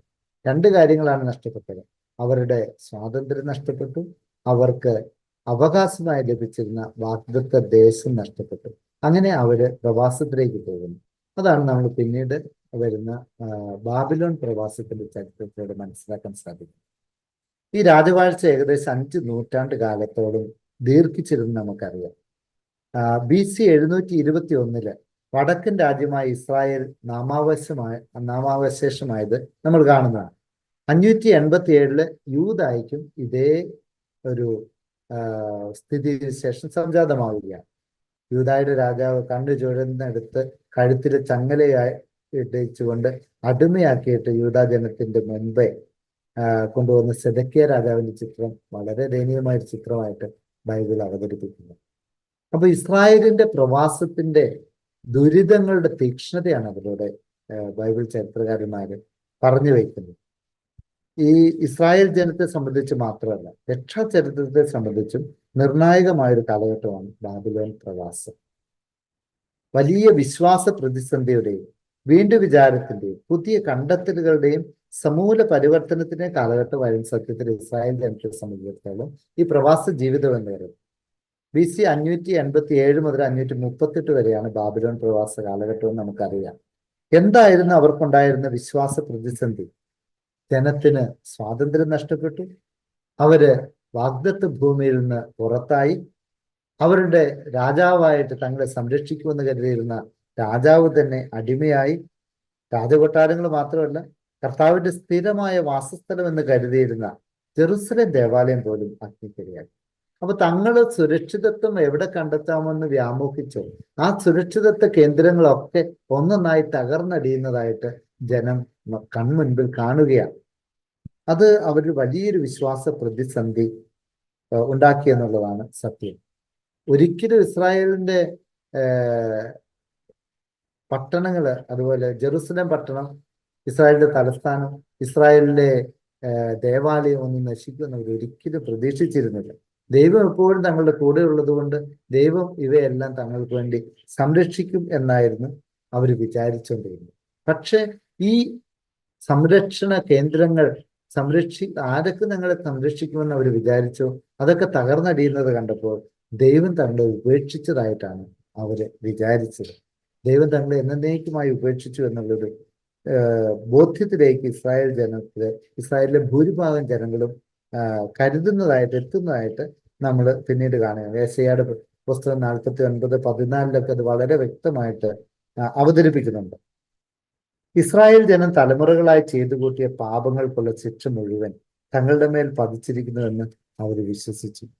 അതുകൊണ്ടാണ് വിലാപങ്ങളുടെ പുസ്തകം 4:13 പറഞ്ഞിരിക്കുന്നത്, അവരുടെ മധ്യേ നീതിമാന്മാരുടെ രക്തം ചൊരിഞ്ഞ അവളുടെ പ്രവാചകന്മാരുടെ പാപങ്ങളും പുരോഹിതന്മാരുടെ തിന്മകളും നിമിത്തമാണ് ഇത് സംഭവിച്ചിരിക്കുന്നത് പറയുന്നത്. അനേകം അതുപോലെ കൊട്ടേഷനുകൾ നമുക്ക് അങ്ങനെ കാണാൻ സാധിക്കും. വിലാപം 5:7 ഇത് പറയുന്നുണ്ട്. അതോടൊപ്പം തികച്ചും ദോഷകരമായ മറ്റൊരു ചിന്തയിൽ കടന്നു വരുന്നതായിട്ട് നമ്മൾ കാണും. ഓരോ ജനതയ്ക്കും അവരുടെ ദൈവം എന്ന കാഴ്ചപ്പാടാണ് അന്ന് പൊതുവെ നിലനിന്നിരുന്നത്. ജനതകൾ തമ്മിൽ നടക്കുന്ന യുദ്ധങ്ങള് യഥാർത്ഥത്തിൽ അവരുടെ ദൈവങ്ങൾ തമ്മിൽ നടക്കുന്ന യുദ്ധങ്ങളായിട്ടാണ് അവർ പരിഗണിച്ചിരുന്നത്. അപ്പൊ യുദ്ധത്തിൽ ജയിക്കുക എന്ന് പറഞ്ഞാൽ ആരുടെ ദൈവമാണ് കൂടുതൽ ശക്തൻ ആ ജനം ജയിക്കും എന്നവർ കരുതിയിരുന്നു. അപ്പൊ ഇസ്രായേൽ തോറ്റപ്പോൾ അവർ വിചാരിച്ചു തങ്ങളുടെ ദൈവത്തെക്കാൾ ശക്തനായ മറ്റു ദൈവങ്ങളുണ്ട് എന്നൊരു തെറ്റിദ്ധാരണ അവർക്കുണ്ടായി. ബാബിലോൺ രാജാവ് യാഹ്വേയുടെ ആസ്ഥാനമായ ജെറുസലേം നഗരവും ദേവാലയവും നശിപ്പിച്ച് അവിടുത്തെ സ്വന്തം ജനത്തെ അടിമകളാക്കിയെങ്കിലും ബാബിലോണിന്റെ ദൈവങ്ങളല്ലേ തങ്ങൾ ആരാധിക്കുന്ന യാഹ്വേയേക്കാൾ ശക്തൻ എന്നൊരു ചോദ്യം പല ഇസ്രായേൽക്കാരുടെയും മനസ്സിലുയർന്നു. അതുകൊണ്ട് ശക്തി തെളിയിച്ച ബാബിലോണിന്റെ ദൈവങ്ങളെയല്ലേ ഇനി ആരാധിക്കേണ്ടത് എന്ന ചോദ്യവും അവർ പരസ്പരം ചോദിക്കേണ്ടതുണ്ട്. ചുരുക്കി പറഞ്ഞാല് ഈ ബാബിലോൺ പ്രവാസം ഇസ്രായേൽ ജനത്തിന്റെ ഇടയിൽ വലിയൊരു വിശ്വാസ പ്രതിസന്ധി സൃഷ്ടിച്ചു. തങ്ങൾ ശക്തനാണെന്ന് കരുതുന്ന യാഹ്വയേക്കാൾ ശക്തരാണ് തങ്ങളെ തോൽപ്പിച്ചവരുടെ ദൈവം എന്നൊരു ചിന്ത, തെറ്റിദ്ധാരണ അവരുടെ ഇടയിൽ പരന്നു. പക്ഷേ തുടർന്നുള്ള ചരിത്രം കാണിക്കും ദൈവം അവരെ ഉപേക്ഷിക്കുന്നില്ല. ഈ വിശ്വാസ പ്രതിസന്ധിയിലും ദൈവം അവരെ നേരായ വഴിയിലൂടെ നയിക്കുവാൻ പ്രവാചകന്മാരെ അയക്കുകയാണ്. ഈ പ്രവാചകന്മാർ വന്ന് ദൈവത്തിന്റെ ഇഷ്ടം എന്താണ്, ദൈവത്തോടുള്ള ഇസ്രായേൽ ജനത്തിന്റെ ഉടമ്പടിയിൽ അവരെപ്രകാരം അവിശ്വസ്തരായിരുന്നു എന്ന് തുറന്നു കാണിക്കുന്നത് നമ്മൾ പിന്നീട് കാണുന്നുണ്ട്. ജെറമ്യായുടെ, എസെക്കിയേലിന്റെ ഒക്കെ പുസ്തകങ്ങൾ വായിച്ചു നോക്കുമ്പോൾ നമുക്കിത് വളരെ വ്യക്തമായിട്ട് മനസ്സിലാക്കാൻ സാധിക്കും.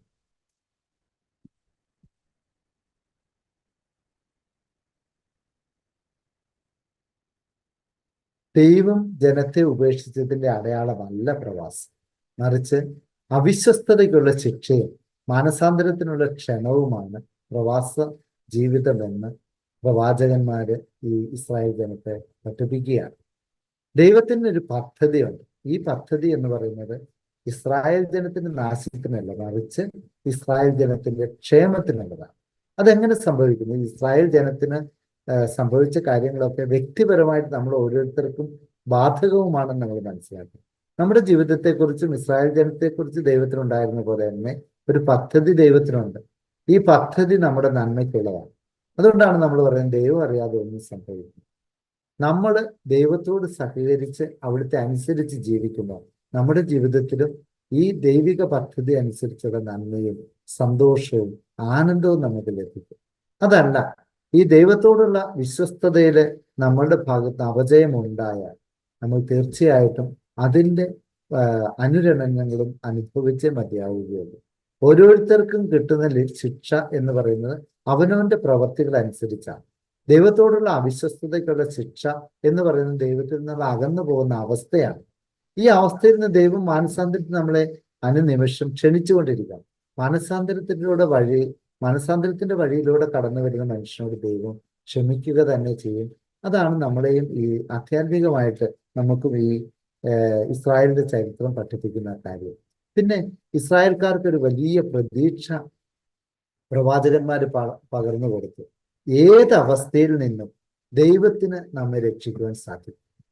അപ്രാപ്യമെന്ന് അസാധ്യമെന്ന് കരുതുന്ന അവസ്ഥയിൽ നിന്നും മനുഷ്യനെ ജീവനിലേക്ക് കൊണ്ടുവരുവാൻ, രക്ഷയിലേക്ക് കൊണ്ടുവരാൻ ദൈവത്തിന് സാധിക്കും.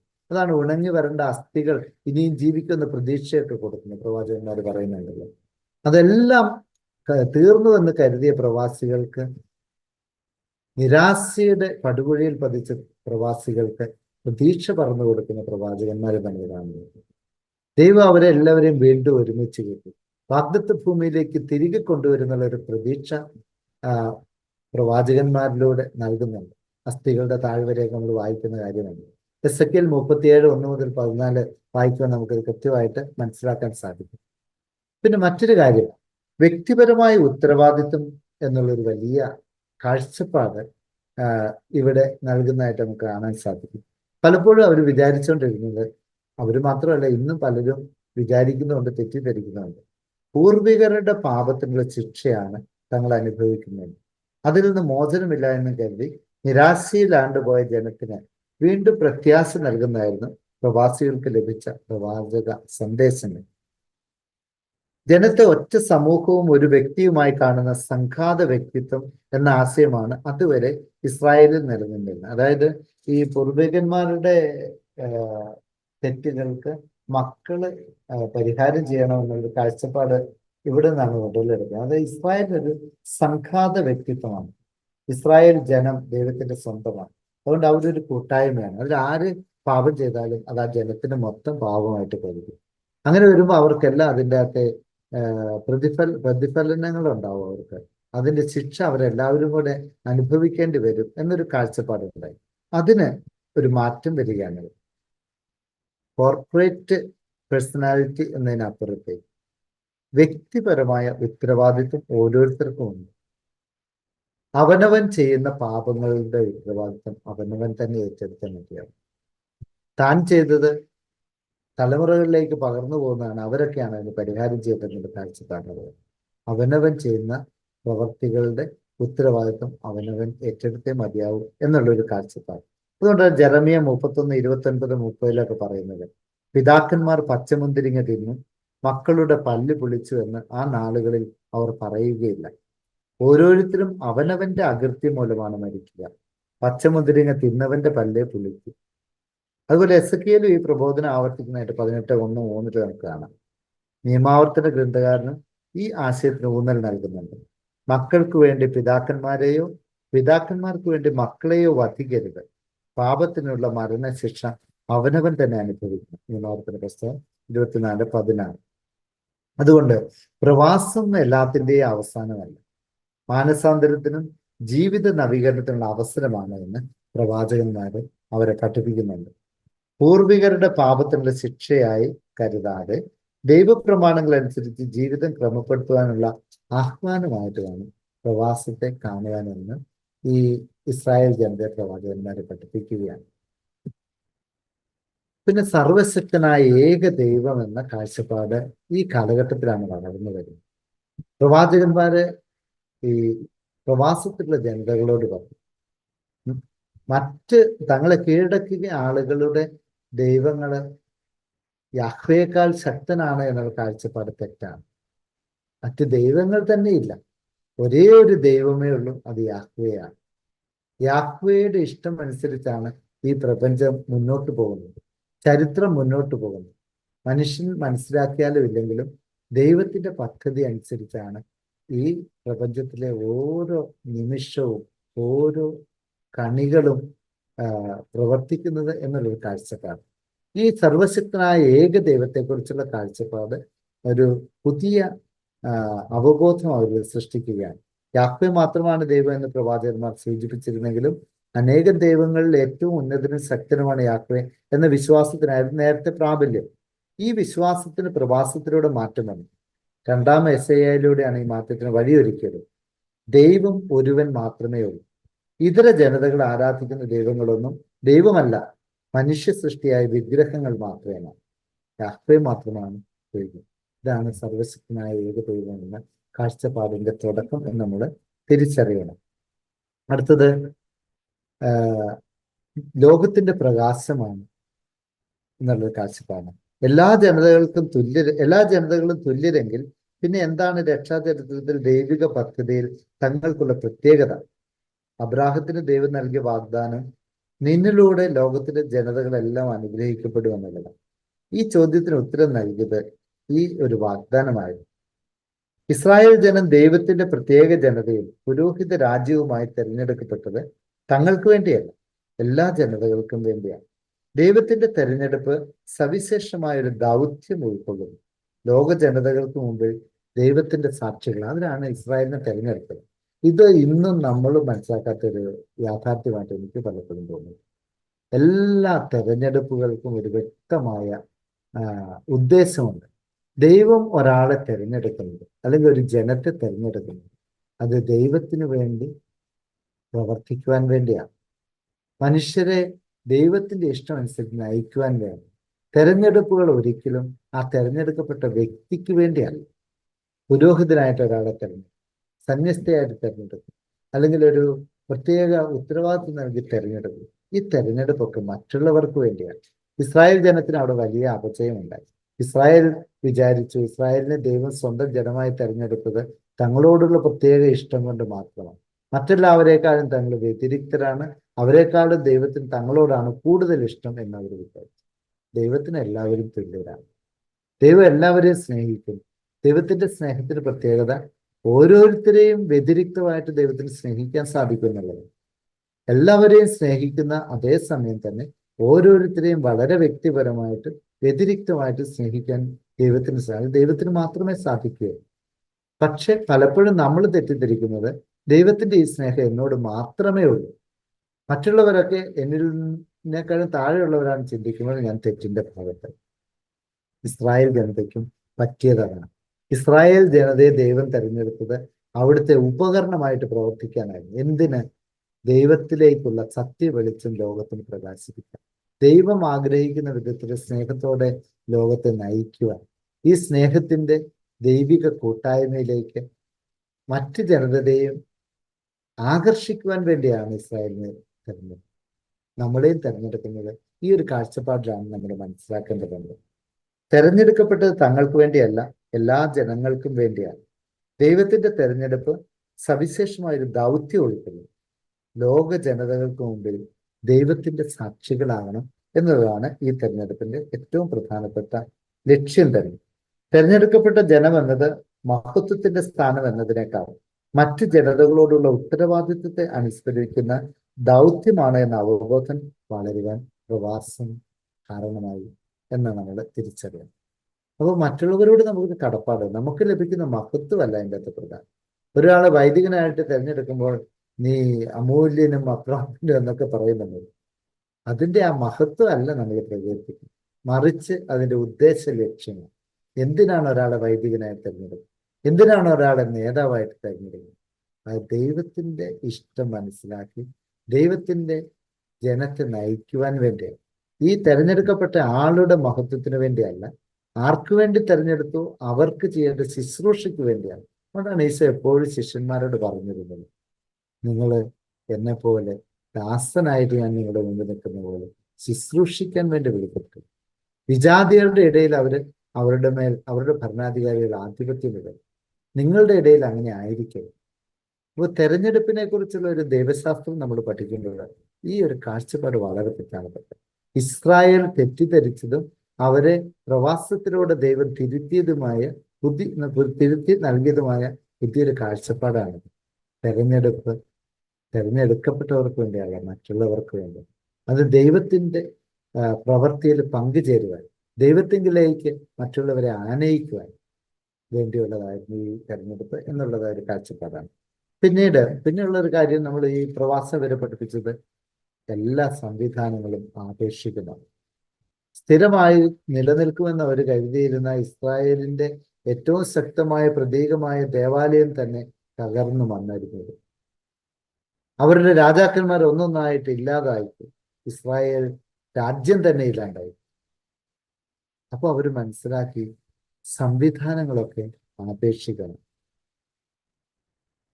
ഈ സംവിധാനങ്ങൾക്ക് അപ്പുറത്ത് ദൈവവുമായിട്ടുള്ള ഐക്യമാണ് മനുഷ്യനെ സംബന്ധിച്ചും ദൈവജനത്തെ സംബന്ധിച്ചും ഏറ്റവും പ്രധാനപ്പെട്ടത്.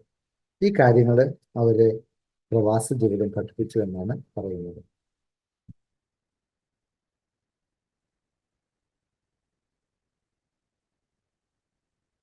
പിന്നീട് നമ്മൾ കാണുന്ന ലിഖിതങ്ങളെ കുറിച്ചുള്ള കാഴ്ചപ്പാടാണ്.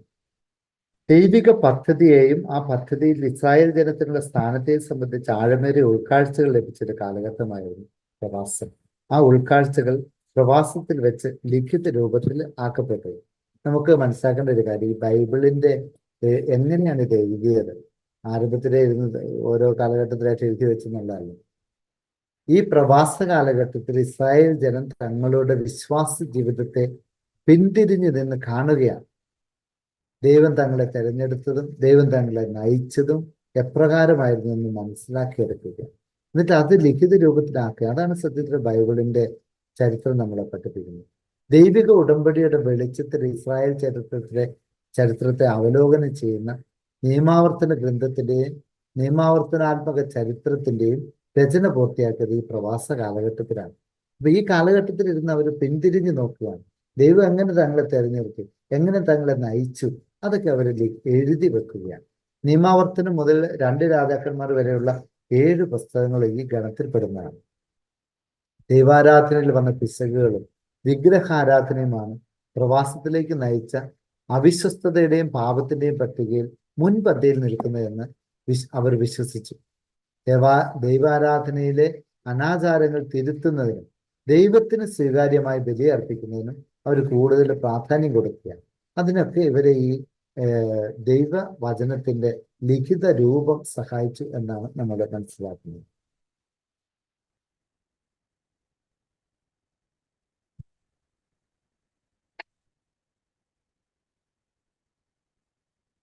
പിന്നെയുള്ള ചരിത്ര കാര്യങ്ങൾ നിങ്ങൾക്ക് വായിക്കാൻ വേണ്ടി ഞാൻ വിടുകയാണ്. ഓരോന്നും ഡീറ്റെയിൽ ആയിട്ട് നമ്മൾ പോയാൽ എത്തിയാലാത്തത് കൊണ്ട്. ഇനി പ്രവാസാനന്തര കാലഘട്ടത്തെക്കുറിച്ചാണ് നമ്മൾ കാണുന്നത്.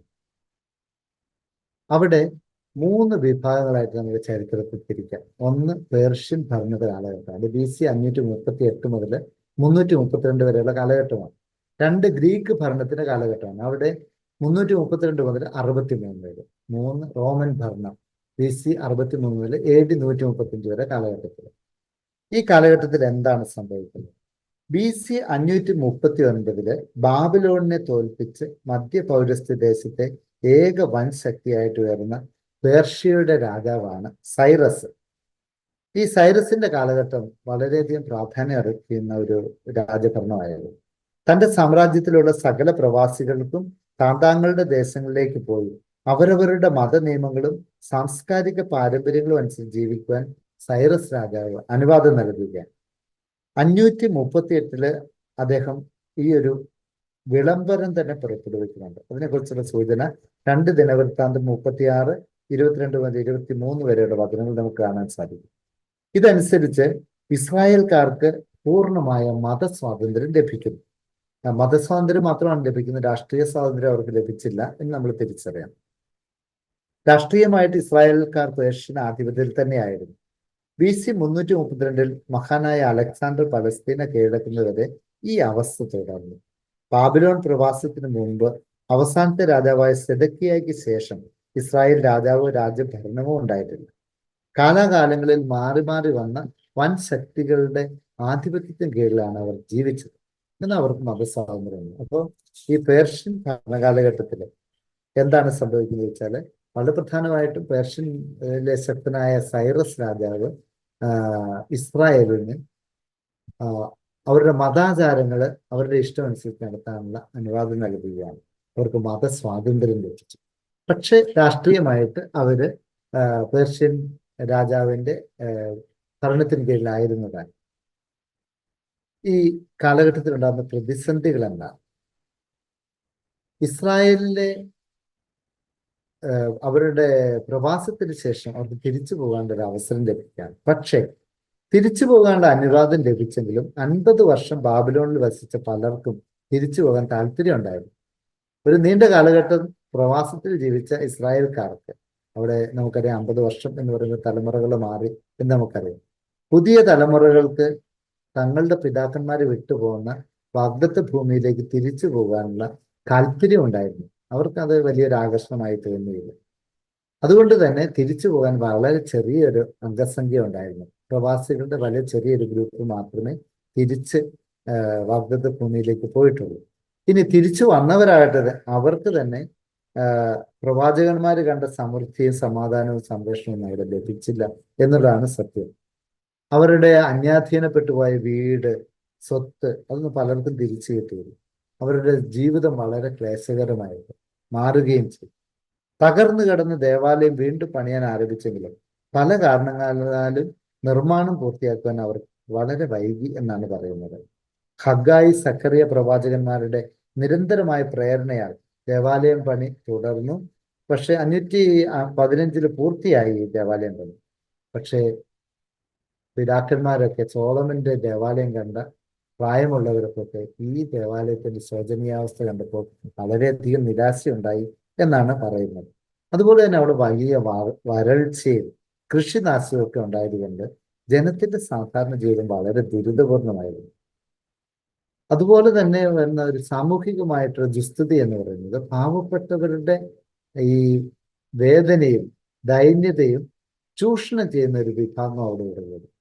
അവര് മറ്റുള്ളവരെ അടിമകളാക്കി മാറ്റുന്നതായിട്ടാണ് പിന്നീട് നമ്മൾ കാണുന്നത്. അതുകൊണ്ട് ഈ പ്രവാചകന്റെ ആഹ്വാനം അത്ര ഫലപ്രദമായില്ല എന്ന് നെഹമ്യായുടെ മുന്നിൽ ജനം നിരത്തുന്ന പരാതികളിൽ നിന്ന് ഈ പുസ്തകത്തിൽ നമുക്ക് മനസ്സിലാക്കാൻ സാധിക്കും.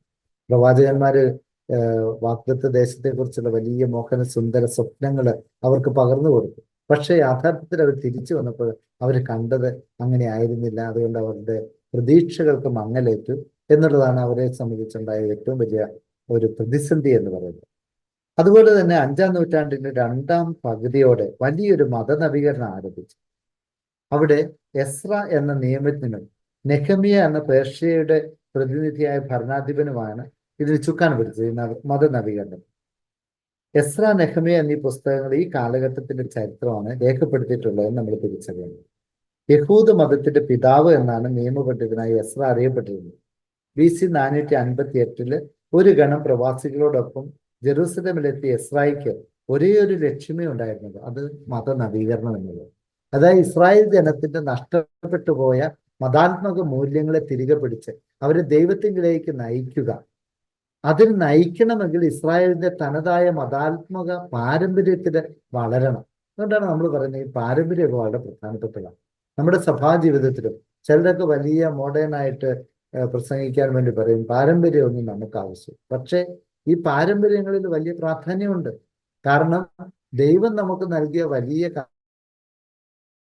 ത് ഇസ്രായേലിന്റെ മഹത്തായ പാരമ്പര്യങ്ങളാണ് ഒരു പരിധിവരെ അവരെ ഒരു ജനമായിട്ട് ഒരുമിച്ച് നിർത്തിയത്. അപ്പം ഈ എസ്ര നെഹമ്യ പുസ്തകത്തിലെ ഇവരുടെ മത നവീകരണത്തിന്റെ ഏറ്റവും പ്രധാനപ്പെട്ട അടിസ്ഥാനം എന്ന് പറയുന്നത് അവരുടെ പാരമ്പര്യങ്ങൾക്ക് അടിസ്ഥാനമാക്കി അവരുടെ മതാത്മകമായിട്ടുള്ള മൂല്യങ്ങളെ പുനഃസ്ഥാപിച്ചെടുക്കുക എന്നുള്ളതായിരുന്നു. കർത്താവിന്റെ നിയമം പഠിക്കാനും അനുഷ്ഠിക്കാനും അവിടുത്തെ അനുശാസനങ്ങളും പ്രമാണങ്ങളും ഇസ്രായേൽ പഠിപ്പിക്കുവാനും അവൻ ഉത്സുകനായിരുന്നു. എസ്രായുടെ പുസ്തകം 7:10 അത് കൃത്യമായിട്ട് പറയുന്നുണ്ട്.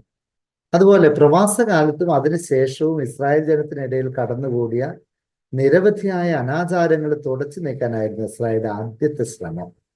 അതിന്റെ തുടക്കമായിട്ടാണ് എസ്ര ഇങ്ങനെ ചെയ്തത്. വിജാതീയരുമായിട്ട് നടത്തിയ ഇസ്രായേൽക്കാരുടെ വിവാഹങ്ങൾ അസാധുവാക്കി എസ്ര പ്രഖ്യാപിക്കുകയാണ്. എസ്ര 9:10 നമുക്കത് കാണാൻ സാധിക്കും. വിജാതീയ ഭാര്യമാരെ പറഞ്ഞയക്കുവാൻ നിർബന്ധിക്കുകയാണത്. വിജാതീയരുമായിട്ട് ബന്ധപ്പെടുക വഴി അവരുടെ വിശ്വാസങ്ങളിലേക്കും ആചാരങ്ങളിലേക്കും ഇസ്രായേൽക്കാർ ആകൃഷ്ടരായതാണ് പ്രവാസം അടക്കം ജനം നേരിട്ട സകല ദുരിതങ്ങളുടെയും കാരണം എന്ന് വിശ്വസിച്ച എസ്ര വിജാതീയരുമായിട്ടുള്ള സകല വീഴ്ചകളിൽ നിന്ന് അകന്നു നിൽക്കുവാൻ ജനത്തെ പ്രേരിപ്പിച്ചു. തങ്ങൾ ദൈവത്തിന് വിശുദ്ധ ജനമാണ്, അശുദ്ധമായ സകലത്തിൽ നിന്ന് അകന്നു നിന്നുകൊണ്ട് വിശുദ്ധി പാലിക്കണമെന്ന് എസ്ര ജനത്തെ പഠിപ്പിച്ചു. അപ്പോൾ ഇവിടെയൊക്കെയാണ് പ്യൂരിറ്റിയെ കുറിച്ചുള്ള ഒരു കാഴ്ചപ്പാട് വരുന്നത്. പോസിറ്റീവായിട്ട് നെഗറ്റീവായിട്ടും എടുക്കാം.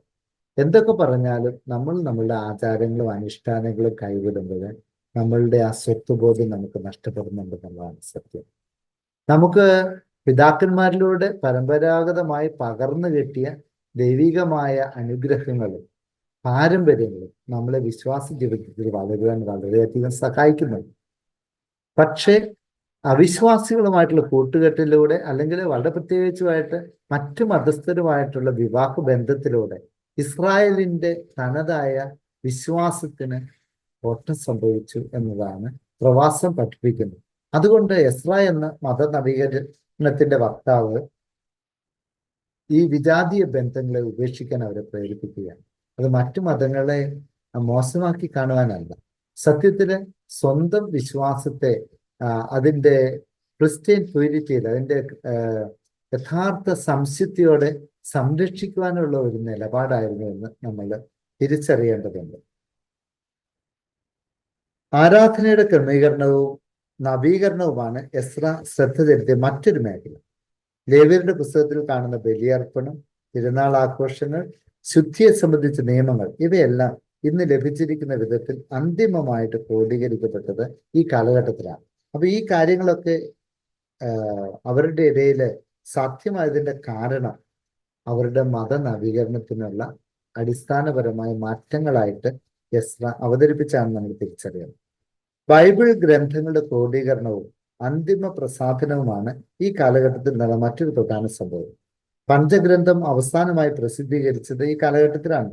അതോടൊപ്പം പ്രവാചക ഗ്രന്ഥങ്ങളും ചുരുക്കം ചിലതൊഴികെ അന്തിമമായി പ്രസാദനം ചെയ്യപ്പെട്ടു. എഴുതപ്പെട്ട ദൈവവചനം ജീവിതത്തിന് മാനദണ്ഡമായി സ്വീകരിച്ചു. ഈ പ്രവാസ കാലഘട്ടത്തിലാണ് മനുഷ്യർ ഈ തിരിച്ചറിവിലേക്ക് വരുന്നത്. എഴുതപ്പെട്ട ദൈവവചനം അനുസരിച്ച് തങ്ങളുടെ ജീവിതത്തെ നയിക്കണം എന്നുള്ള ഒരു വലിയ ചിന്തയിലേക്ക് അവര് കടന്നു വന്നു.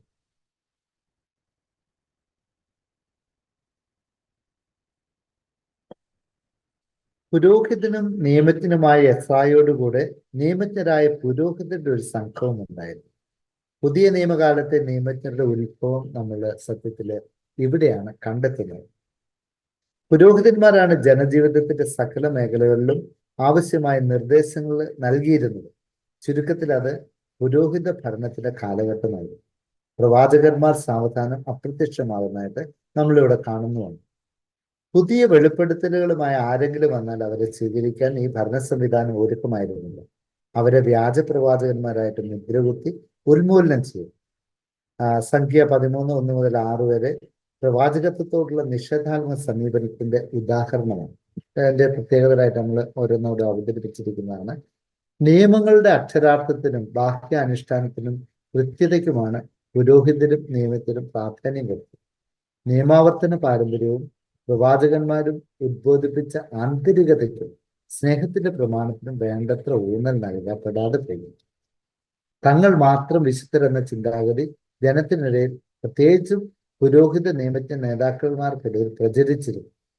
നിയമങ്ങൾ വള്ളിപുള്ളി വിടാതെ അക്ഷരാർത്ഥത്തിൽ അനുസരിക്കാത്തവരെല്ലാം പാപികളായിട്ട് മുദ്രയിട്ടു. മതാത്മകമായ ഒരു അസഹിഷ്ണുത ശക്തി പ്രാപിച്ചു.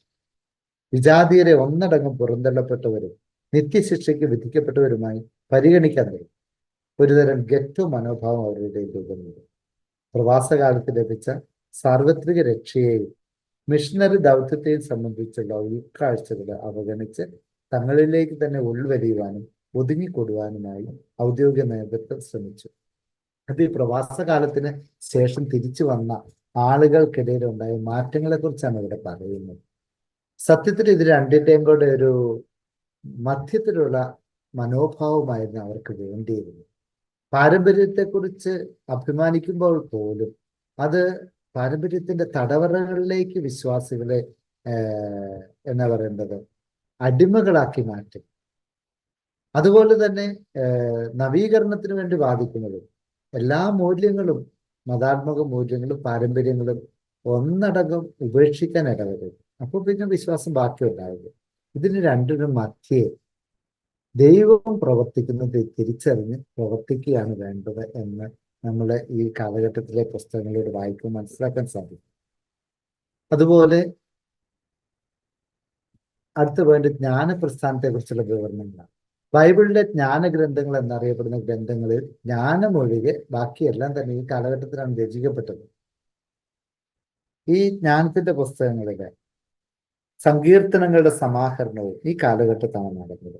ജ്ഞാനികൾ എന്നറിയപ്പെടുന്നവർ സ്വീകരിച്ചിരുന്ന ഒരു പൊതു നിലപാടുമാണ്. അത് ചുരുക്കമായിട്ട് ഇപ്രകാരം വിശദീകരിക്കാൻ നമുക്ക് സാധിക്കും. ദൈവം മനുഷ്യനെ സൃഷ്ടിച്ചത് പ്രത്യേക ലക്ഷ്യത്തോടെയാണ്. ആ ലക്ഷ്യം പ്രാപിക്കുവാനുള്ള മാർഗവും തോറ അഥവാ നിയമം വഴി ദൈവം തന്നെ കാണിച്ചു തന്നിട്ടുണ്ട്. വെളിപ്പെടുത്തപ്പെട്ട ദൈവഹിതമായ നിയമങ്ങൾ കണിശമായി അനുസരിച്ച് ജീവിച്ചാൽ ദൈവാനുഗ്രഹം ലഭിക്കും. ആരോഗ്യം, സമ്പത്ത്, ദീർഘായുസ്, സൽകീർത്തി മുതലായവയാണ് ദൈവാനുഗ്രഹത്തിന്റെ അടയാളങ്ങൾ. ഈ അനുഗ്രഹങ്ങൾ പ്രാപിക്കുവാനുള്ള ജീവിത നിയമങ്ങൾ ജ്ഞാനികൾ സൂക്തങ്ങളായി അവതരിപ്പിച്ചിരിക്കുന്നു. ഇങ്ങനെയുള്ള സൂക്തങ്ങളുടെ സമാഹാരങ്ങളാണ് സുഭാഷിതങ്ങൾ, പ്രഭാഷകൻ എന്നീ പുസ്തകങ്ങളിലും ജ്ഞാന സങ്കീർത്തനങ്ങളിലും കാണുന്നത്. പ്രവാചകന്മാരുടെ അല്പം വ്യത്യസ്തമാണ് ഈ പ്രബോധനം. അത് നമ്മൾ തിരിച്ചറിയണം. പ്രവാചകന്മാർ ഉടമ്പടിയുടെ പ്രമാണം അനുസരിച്ച് ജീവിക്കാനും തെറ്റായ മാർഗങ്ങളിൽ നിന്ന് പിന്തിരിഞ്ഞ് നീതിയുടെ മാർഗത്തിലൂടെ ചരിക്കുവാനും പ്രേരിപ്പിച്ചിരുന്നു. മാനസാന്തരവും ജീവിത നവീകരണവുമായിരുന്നു അവരുടെ മുഖ്യ ലക്ഷ്യം. ജ്ഞാനികളാകട്ടെ ജീവിത വിജയം കൈവരിക്കാൻ ആവശ്യമായ മാർഗങ്ങൾ നിർദ്ദേശിക്കുകയാണ് ചെയ്യുന്നത്. വിജയം എന്നത് അധിക പങ്കും ഭൗതിക നേട്ടങ്ങളായിരുന്നു ഇവിടെ. മരണാനന്തര ജീവിതത്തെക്കുറിച്ചുള്ള അറിവോ വിശ്വാസമോ കൃത്യമായി വെളിപ്പെടുത്തപ്പെട്ടിരുന്നില്ല.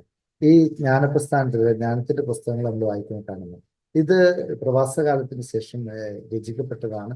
ഈ പ്രവാസത്തിൽ അവർക്ക് ലഭിച്ച മറ്റുള്ളവരുമായിട്ടുള്ള ബന്ധത്തിൽ നിന്നാണ് ഇത് ഉടലെടുക്കുന്നത് നമുക്ക് മനസ്സിലാക്കാൻ സാധിക്കും.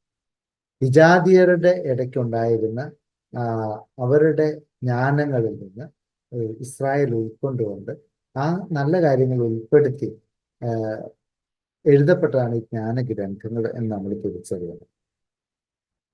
ജ്ഞാനികളുടെ ഈ പ്രബോധന നിലപാട് പലപ്പോഴും ജീവിത യാഥാർത്ഥ്യങ്ങളുമായിട്ട് പൊരുത്തപ്പെട്ടിരുന്നില്ല എന്നതാണ് സത്യം. രോഗവും ഹ്രസ്വായുസ്സും ദാരിദ്ര്യവും എല്ലാം പാപത്തിന്റെ ഫലവും ദൈവത്തിന്റെ ശാപത്തിന്റെ അടയാളങ്ങളുമായി ചിത്രീകരിച്ചതിനോട് എല്ലാവർക്കും യോജിക്കാൻ കഴിഞ്ഞില്ല. പച്ചയായ ജീവിതാനുഭവങ്ങളുടെ വെളിച്ചത്തിൽ ജ്ഞാനികളുടെ ഔദ്യോഗിക പ്രബോധനത്തെ ഖണ്ഡിക്കുന്ന ഗ്രന്ഥങ്ങളും ഈ കാലഘട്ടത്തിൽ രചിക്കപ്പെട്ടിട്ടുണ്ട്. നീതിമാന്മാരുടെ സഹനത്തിന്റെ അർത്ഥം അന്വേഷിക്കുന്ന ജോബും മനുഷ്യ ജീവിതം തന്നെ വ്യർത്ഥമാണെന്ന് പഠിപ്പിക്കുന്ന സഭാപ്രസംഗകനും ഈ കാലഘട്ടത്തിൽ തന്നെയാണ് രൂപപ്പെട്ടത്. പ്രവാചകത്വത്തെ നിഷേധിച്ച് യാന്ത്രികമായ ആചാരാനുഷ്ഠാനങ്ങൾക്കും ലൗകിക ജ്ഞാനത്തിനും പ്രാധാന്യം കൊടുത്ത ഔദ്യോഗിക പക്ഷത്തിനെതിരെ അവസാനമായി വരുന്ന പ്രവാചക പ്രതിഷേധമാണ് മലാക്കിയുടെ പുസ്തകം നമ്മൾ കാണും. മലാക്കി 1:10 നമ്മൾ കാണുന്നു. നിങ്ങൾ എന്റെ ബലിപീഠത്തിൽ വ്യക്തമായി തീ കത്തിക്കാതിരിക്കുക, നിങ്ങൾ ആരെങ്കിലും വാതിൽ അടച്ചിരുന്നെങ്കിൽ എന്ന് അവിടെ പറയുന്നത് കൊണ്ടാണ്. ചുരുക്കമായിട്ട് പറഞ്ഞു കഴിഞ്ഞാൽ പേർഷ്യൻ ഭരണകാലം രക്ഷാചരിത്രത്തിലെ സുപ്രധാനമായ ഒരു കാലഘട്ടമാണ്. ആഴമേറിയ വിശ്വാസവും മതാത്മകതയും അവിടെ വർദ്ധിച്ചു. ജീവിതത്തിന് മാനദണ്ഡമായ ബൈബിൾ രൂപം കൊണ്ടു. ഇസ്രായേൽ ജനത്തിന്റെയും യഹൂദ മതത്തിന്റെയും തനതാത്മകത വ്യക്തമായി. അതോടൊപ്പം ബാഹ്യാനുഷ്ഠാനങ്ങൾക്കും പ്രാധാന്യം വർദ്ധിച്ചതോടെ കപടഭക്തിയും ആന്തരികത നഷ്ടപ്പെട്ട അനുഷ്ഠാന മതവും ശക്തിപ്പെടുകയും ചെയ്തു. ഈ പ്രവണത പുതിയ നിയമകാലമാകുമ്പോഴത്തേക്കും അതിശക്തമാകുന്നു. യേശുക്രിസ്തു അതിനെതിരെ സർവശക്തിയും ഉപയോഗിച്ച് പ്രതിഷേധിക്കുന്നതും കാണും. അപ്പൊ ഈ ഒരു 37-ാമത്തെ പേജിലെ പറഞ്ഞിരിക്കുന്ന കാര്യം, ചുരുക്കത്തിൽ പറഞ്ഞിരിക്കുന്ന കാര്യം വളരെ പ്രധാനപ്പെട്ട കാര്യമാണ്. ആഴമേറിയ വിശ്വാസവും മതാത്മകതയും വർദ്ധിച്ചു വരുന്നതായിട്ട് നമ്മൾ കാണുന്നു. പക്ഷെ ആ കൂട്ടത്തിൽ തന്നെ അനാചാരങ്ങൾക്കും വലിയ പ്രാധാന്യം വരുന്നുണ്ട്. അവരുടെ കാഴ്ചപ്പാടില് നിയമങ്ങളൊക്കെ അക്ഷരാർത്ഥത്തില് ഫോളോ ചെയ്യേണ്ട, അനുസരിക്കേണ്ടതായിട്ട് അവർ വ്യാഖ്യാനിച്ചു. അതുപോലെ ആചാര അനുഷ്ഠാനങ്ങൾക്ക് അമിതമായ പ്രാധാന്യം കൈവന്നു. അവർക്കുള്ള ആചാരാനുഷ്ഠാനങ്ങൾ കൃത്യമായിട്ട് ബലിയർപ്പണം, പാപപരിഹാര ബലികള്, അതൊക്കെ കൃത്യം പാലിച്ചില്ലെങ്കിൽ മനുഷ്യന്റെ ഇഷ്ടപ്പെടുകയല്ല എന്നൊരു കാഴ്ചപ്പാട് അവിടെ രൂഢമൂലമാണെന്ന് നമുക്ക് തിരിച്ചറിയാൻ സാധിക്കും. ഇനി അടുത്ത കാലഘട്ടം എന്ന് പറയുന്നത് ഗ്രീക്ക് ഭരണകാലഘട്ടമാണ്.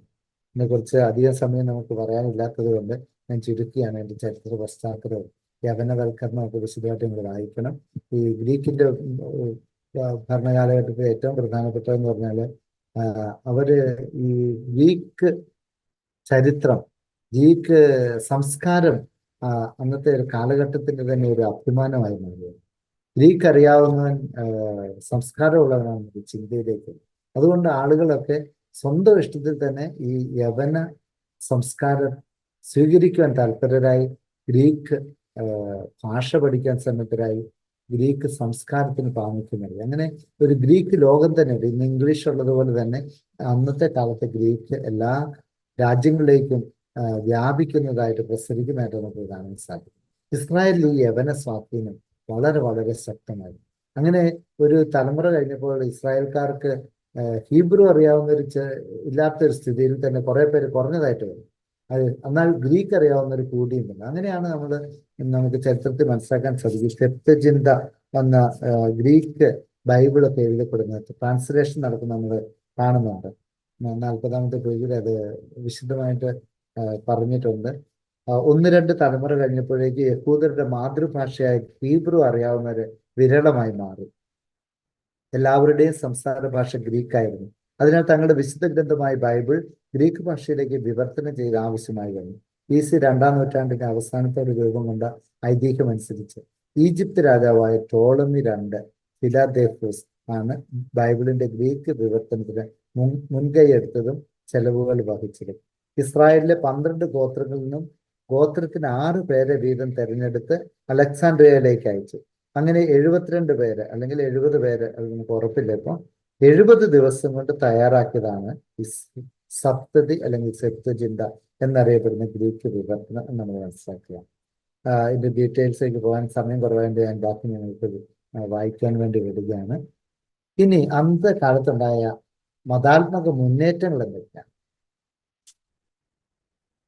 അപ്പോകാലിപ്റ്റിക് സാഹിത്യമാണ് ഏറ്റവും പ്രധാനപ്പെട്ടത്. അപ്പോകാലിപ്റ്റിക് സാഹിത്യം എന്ന് പറയുന്നത് നമ്മൾ മനസ്സിലാക്കുമ്പോൾ അവരുടെ മതമർദ്ദന കാലഘട്ടത്തിന്റെ പശ്ചാത്തലത്തിലാണ് ഇത് എഴുതപ്പെടുന്നത്.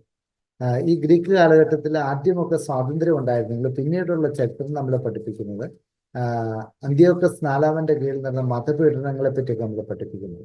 അതായത് പിന്നീട് വന്ന ഗ്രീക്ക് രാജാക്കന്മാര് അവസാന കാലഘട്ടത്തിലേക്കായപ്പോഴത്തേനും അവർ സ്വയം ദൈവങ്ങളായിട്ട് പ്രഖ്യാപിക്കുകയും അവരുടെ കൽപ്പനകൾ മാത്രമാണ് പാലിക്കേണ്ടത് എന്നൊക്കെ പറയുന്ന ഒരു കാലഘട്ടം ഉണ്ടാകും.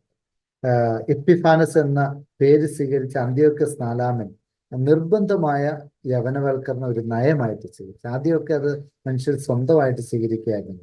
എപ്പിഫാനസ് എന്ന് പറഞ്ഞാൽ പ്രത്യക്ഷനായ ദൈവം എന്നാണ് അർത്ഥം എന്ന് നമുക്കറിയാമല്ലോ.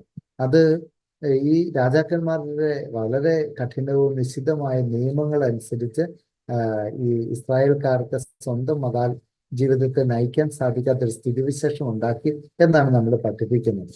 അപ്പോൾ അവർ വലിയ വിശ്വാസ പ്രതിസന്ധി ഉണ്ടായി. ഈ വിശ്വാസ പ്രതിസന്ധി ഉണ്ടായ ജനത്തെ രാജാക്കന്മാർക്ക് മനസ്സിലാകാത്ത എന്ന സാധാരണ വിശ്വാസികൾക്ക് മനസ്സിലാക്കാൻ പറ്റുന്ന വിധത്തിലുള്ള ഒരു സാഹിത്യ രൂപത്തിൽ അവരെ പ്രതീക്ഷ നൽകി ഇസ്രായേലിന്റെ മൂല്യങ്ങൾ അനുസരിച്ച് വളർത്തുവാൻ വേണ്ടിയാണ് ഈ അപ്പോക്കലിപ്റ്റിക് സാഹിത്യം ഉണ്ടായി. അപ്പോക്കലിപ്റ്റിക് എന്ന് പറഞ്ഞാൽ വെളിപ്പെടുത്തുക എന്നുള്ളതാണ്. അതിൻ്റെ അകത്ത് ഒളിച്ചു വെച്ചിരിക്കുന്ന സന്ദേശങ്ങൾ മനുഷ്യനെ പഠിക്കുകയാണ്.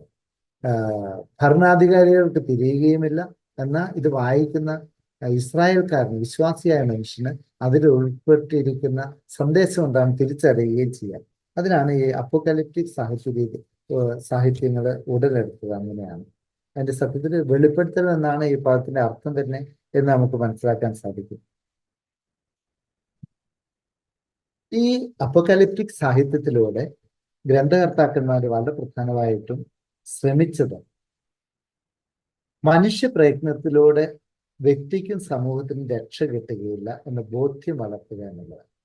ദൈവം ചരിത്രത്തിൽ നേരിട്ട് ഇടപെട്ടെങ്കിലേ രക്ഷ ലഭിക്കൂ എന്ന വിശ്വാസം അവരിൽ രൂഢമൂലമാക്കുക. ഈ വിശ്വാസമാണ് അപ്പോക്കലിപ്റ്റിക് ചിന്താധാരയുടെ കേന്ദ്രബിന്ദു നമ്മൾ തിരിച്ചറിയണം. ഈ അപ്പോക്കലിപ്റ്റിക് സാഹിത്യം എവിടെയൊക്കെ കാണാം? പല പ്രവാചകന്മാരുടെ പുസ്തകങ്ങളിലും ഇത് കാണാൻ സാധിക്കും. അത് നമുക്ക് പല സ്ഥലത്തും ഇതിന്റെ ലക്ഷണങ്ങൾ അനുസരിച്ച് മനസ്സിലാക്കാനും സാധിക്കും. അപ്പോക്കലിപ്റ്റിക് സാഹിത്യത്തിലൂടെ പല സന്ദേശങ്ങളും അവർ നൽകി. അതിൽ ഏറ്റവും പ്രധാനപ്പെട്ടത് ഈ യുഗവും വരാനിരിക്കുന്ന യുഗവും എന്ന് ചരിത്രത്തെ 2 യുഗങ്ങളായിട്ട് തിരിക്കുന്നുണ്ട്. നാം ജീവിക്കുന്ന ഈ യുഗം പരിപൂർണമായും ദുഷിച്ച് പിശാചിന്റെ ആധിപത്യത്തിലായിരിക്കും. രാജാവിനോ പ്രവാചകനോ ജ്ഞാനിക്കോ ഇതിനെ രക്ഷിക്കാനാവില്ല. അതിനാൽ ദൈവം തന്നെ ചരിത്രത്തിൽ ഇടപെട്ട് ഈ യുഗത്തിന്റെ അവസാനം കുറിക്കും. ഈ സൃഷ്ടപ്രപഞ്ചം പൂർണ്ണമായും നശിപ്പിക്കപ്പെടും. അതിനുശേഷം ദൈവം പുതിയതായ ഒരു പ്രപഞ്ചം സൃഷ്ടിക്കും. അതിന് പുതിയ യുഗം എന്നറിയപ്പെടും. ഈ യുഗമാറ്റത്തെ യുഗാന്തം എന്ന് വിളിക്കുന്നു. എന്നാണത് സംഭവിക്കുക എന്നും അതിന്റെ ലക്ഷണങ്ങൾ എന്താണെന്നും എന്നുള്ള കാര്യങ്ങൾ നിഗൂഢമാണ് എന്നാണ് ഗ്രന്ഥകാരന്മാർ പറയുന്നത്. എന്നാൽ ദൈവം ചില വ്യക്തികൾക്ക് മുൻകൂറായി അവ വെളിപ്പെടുത്തിയിട്ടുണ്ട്. അവർ അത് കുറിച്ചു വെച്ചുകയും ഉണ്ടായിട്ടുണ്ട്. ഈ ലിഖിതങ്ങൾ നിഗൂഢമായി കഴിഞ്ഞിരുന്നതിനാൽ, അത് ഉൾക്കൊള്ളുന്ന കാര്യങ്ങൾ രഹസ്യമായതിനാൽ അവയെ വെളിപ്പെടുത്തുന്ന ഗ്രന്ഥങ്ങളെ വെളിപ്പെടുത്തൽ എന്നർത്ഥമുള്ള അപ്പോക്കലിപ്റ്റിക് ഗ്രന്ഥങ്ങൾ എന്ന് വിളിക്കുന്നു. ഇപ്പോൾ ഈ അവസാന കാലത്താണ് ആ ലിഖിതങ്ങൾ കണ്ടുകെട്ടിയത് എന്ന് അവിടെ പറയുന്നത്. സാധാരണക്കാർക്ക് ദുർഗ്രഹമായ നിഗൂഢമായ ഭാഷയിലാണ് അവ രചിക്കപ്പെട്ടിരിക്കുന്നത്. അതിനാൽ അത് വ്യാഖ്യാനിക്കുവാൻ ദൈവത്തിന്റെ പ്രത്യേക വെളിപാട് ആവശ്യമാണ്. പണ്ടെന്നോ ജീവിച്ചിരുന്ന സുപ്രസിദ്ധരായ വ്യക്തികൾക്ക് ലഭിച്ച വെളിപാടായിട്ടാണ് ഈ ഗ്രന്ഥം എഴുതപ്പെടുന്നതെങ്കിലും സമകാലികരാണ് ഗ്രന്ഥകർത്താക്കൾ. ജനമധ്യത്തിൽ സ്വീകാര്യതയ്ക്ക് വേണ്ടിയാണ് വ്യാജനാമങ്ങൾ ഉപയോഗിക്കുന്നത്. അതുപോലെ ഈ അപ്പോക്കലിപ്റ്റിക് സാഹിത്യകൃതികളുടെ വളരെ ഒരു പ്രത്യേകത എന്ന് പറയുന്നത് സംഭവിച്ചു കഴിഞ്ഞ കാര്യങ്ങളായിട്ട് അവതരിപ്പിച്ചിരിക്കുന്നു, അല്ലെങ്കിൽ വരാൻ പോകുന്ന കാര്യങ്ങളായിട്ട് മുൻകൂട്ടി പ്രവചിച്ചിരിക്കുന്നു. പക്ഷെ സത്യത്തിൽ ഈ കാര്യങ്ങളൊക്കെ വർത്തമാന കാലഘട്ടത്തിൽ നടക്കുന്ന കാര്യങ്ങളാണിത്. അപ്പൊ അപ്പോക്കലിപ്റ്റിക് സാഹിത്യത്തിലൂടെ ഇത് വായിക്കുന്ന ഒരു മതമർദ്ദകൻ വിചാരിക്കും ഇത് കഴിഞ്ഞു പോയ കാര്യത്തെക്കുറിച്ചാണല്ലോ എഴുതിയിരിക്കുന്നത്, അല്ലെങ്കിൽ വരാൻ പോകുന്ന കാര്യത്തെക്കുറിച്ചാണല്ലോ എന്ന് വിചാരിക്കും. അതേസമയം വിശ്വാസിയായ വ്യക്തിക്ക് മനസ്സിലാകും ഇത് നടന്നുകൊണ്ടിരിക്കുന്ന വർത്തമാന കാലഘട്ടത്തിലെ സംഭവങ്ങളെ വിശ്വാസത്തിന്റെ വെളിച്ചത്തിൽ വിശദീകരിച്ചിരിക്കുന്നതാണെന്ന് തിരിച്ചറിയാൻ സാധിക്കും. അതാണ് ഈ അപ്പോക്കലിപ്റ്റിക് സാഹിത്യകൃതികളുടെ പ്രത്യേകത. ഇനി ഈ കാലഘട്ടത്തിലെ ഒരു പ്രത്യേക വിഭാഗമാണ് ഫരിസേയർ. ഫരിസേയരുടെ തുടക്കത്തെക്കുറിച്ച് ഞാൻ ആദ്യം തന്നെ പറഞ്ഞായിരുന്നു, അതുകൊണ്ട് അതിനെപ്പറ്റി ഞാൻ ഇനി വിശദീകരിക്കുന്നില്ല, അത് നിങ്ങൾ വായിച്ച് മനസ്സിലാക്കുക. മറ്റൊരു കൂട്ടരാണ് എസ്സേനർ. BC 1-ാം നൂറ്റാണ്ടിന്റെ ആരംഭത്തിൽ രൂപം പ്രാപിച്ച ചാവുകടൽ തീരത്തുള്ള കുമ്രാനിൽ വാസമുറപ്പിക്കുകയും AD 70 ശേഷം റോമാക്കാർ നശിപ്പിക്കുന്നതുവരെ അവിടെ തന്നെ വസിക്കുകയും ചെയ്ത ഒരു സന്യാസ സമൂഹമാണ് എസ്സേനർ എന്നറിയപ്പെടുന്നത്. ജീവൻ ത്യജിച്ച് നിയമം അനുസരിക്കാൻ വ്രതം ചെയ്ത ഫരിസേയരുടെ ഇടയിൽ നിന്നുള്ള ഒരു വിഭാഗം ശക്തമായ എതിർപ്പുമായിട്ട് പുറത്തു വരികയുണ്ട്. അവരാണ് അവിടെ പോയി താമസിച്ചത്. ആ വിഭാഗം രാജ്യഭരണത്തോട് എതിർത്ത് നിൽക്കാൻ കഴിയാതെ ചാവുകടലിന്റെ പടിഞ്ഞാറേ കരയിലുള്ള കുമ്രാനിലേക്ക് മാറി താമസിച്ചു. നീതിമാർഗത്തിന്റെ ഗുരു, ടീച്ചർ ഓഫ് റൈച്ചസ്നെസ് എന്നറിയപ്പെടുന്ന ഒരു വ്യക്തിയാണ് ഈ സമൂഹത്തിന് നേതൃത്വം നൽകിയത്. ഉടമ്പടിയുടെ നിയമങ്ങൾ വളരെ കർശനമായി അനുസരിച്ച് വരാനിരിക്കുന്ന രക്ഷകനായ മിശിഹായ്ക്ക് വഴിയൊരുക്കുക എന്നുള്ളതായിരുന്നു ഈ സമൂഹത്തിന്റെ ലക്ഷ്യം. ഇപ്പൊ എസ്തേറിനെ കുറിച്ച് നമ്മൾ ബാക്കിയുള്ള നിങ്ങൾ വായിച്ച് മനസ്സിലാക്കുക. പിന്നെ പാലസ്തീനയിലെ ഭരണാധികാരികളെ കുറിച്ചൊക്കെയാണ്. ഇതൊക്കെ ചരിത്രമായതുകൊണ്ട് ഞാൻ നിങ്ങൾക്ക് വായിക്കാൻ വേണ്ടി വരികയാണ്. കലാപങ്ങൾ, കാവൽ മാറ്റങ്ങൾ, അതെല്ലാം വളരെ ദീർഘമായ കാര്യമായിട്ട് വായിക്കാൻ പറ്റുകയാണ്. വളരെ പ്രധാനപ്പെട്ട കാര്യങ്ങളൊക്കെ നമ്മൾ ഇപ്പം പ്രതിപാദിച്ചു. പ്രവാസികളുടെ തിരിച്ചുവരവും ദേവാലയ നിർമ്മാണവും എസ്രായുടെ പുസ്തകത്തിൽ കാണുന്നത്. നമ്മൾ ഇത്ര നേരം പറഞ്ഞുകൊണ്ടിരുന്ന ഒരു പശ്ചാത്തലമാണ്. ഞാൻ അതിനെക്കുറിച്ചാണ് പ്രധാനമായിട്ട് സംസാരിക്കാൻ വന്നിരിക്കുന്നത്. അതിൻ്റെ അകത്ത് റോമൻ കാലഘട്ടത്തിലെ നമുക്ക് വളരെ പരിചിതമായ കാര്യങ്ങളായതുകൊണ്ട് അത് നിങ്ങൾ വായിച്ച് മനസ്സിലാക്കണമെന്ന് അഭ്യർത്ഥിക്കുകയാണ്. ഈ പ്രവാസികളുടെ തിരിച്ചുവരവും ദേവാലയ നിർമ്മാണത്തെ കുറിച്ചാണ് എസ്രായുടെ പുസ്തകത്തിൽ വിവരിക്കുന്നത്. 1-ാം അധ്യായം 1 മുതൽ 6-ാം അധ്യായം 22 വരെയുടെ ഭാഗങ്ങളൊക്കെ പറഞ്ഞിരിക്കുന്നു. ഹീബ്രു ബൈബിളിലെ 23 അധ്യായങ്ങൾ ഒറ്റ ഗ്രന്ഥമായിട്ടാണ് 15-ാം നൂറ്റാണ്ട് വരെ ഈ എസ്രാ, നെഹെമിയ പുസ്തകങ്ങളെ അവതരിപ്പിച്ചത്. 52-ാമത്തെ പേജിലാണ് എനിക്ക് പറയുന്നത്. നിങ്ങൾ കാണുന്നുണ്ട് പേര്. 23 അധ്യായങ്ങൾ ഒറ്റ ഗ്രന്ഥമായിട്ടാണ് 15-ാം നൂറ്റാണ്ട് വരെ ഉൾപ്പെടുത്തിയിരുന്നത്. ആ ചരിത്രമാണ് അവിടെ പറഞ്ഞിരിക്കുന്നത്. ഇനി ഭാഷാപരമായി മാത്രമല്ല ദൈവശാസ്ത്രപരമായിട്ട് ഈ ഗ്രന്ഥങ്ങൾ ദിനവൃത്താന്ത ഗ്രന്ഥങ്ങളിൽ നിന്ന് വ്യത്യസ്തത പുലർത്താനായിട്ട് ആധുനിക പണ്ഡിതന്മാർ സമർപ്പിക്കുന്നുണ്ട്. അതിൻ്റെ വ്യതിരിക്തതകളുടെ പല ഘടകങ്ങളെ കുറിച്ചാണ് ഇവിടെ പിന്നീട് പറഞ്ഞു വെച്ചിട്ടുണ്ട്. നിങ്ങൾ വായിച്ച് മനസ്സിലാക്കുക. ഇതിന്റെ പുസ്തകങ്ങളുടെ ഘടന അവിടെ പൊതുവായിട്ട് വിവരിക്കുന്നു. പിന്നെ ഈ പുസ്തകത്തിന്റെ സ്രോതസ്സുകൾ പ്രധാനമായിട്ട് 3 ഉറവിടങ്ങളാണ് ഗ്രന്ഥരചനയിൽ സഹായമായിട്ടുള്ളത്. ഒന്നാമത്തെ ഉറവിടം എന്ന് പറയുന്നത് പേര് വിവര പട്ടികകളാണ്. രണ്ടാമത്തെ രാജശാസനകളും എഴുത്തുകളുമാണ്. മൂന്നാമത്തെ ഉറവിടമായിട്ട് കാണുന്നത് ഓർമ്മക്കുറിപ്പുകളാണ്. ഇതിലത്തെ ദൈവശാസ്ത്ര പ്രമേയങ്ങൾ യാഹ്വേയെ കുറിച്ചുള്ള കാഴ്ചപ്പാട് പേജ് 58.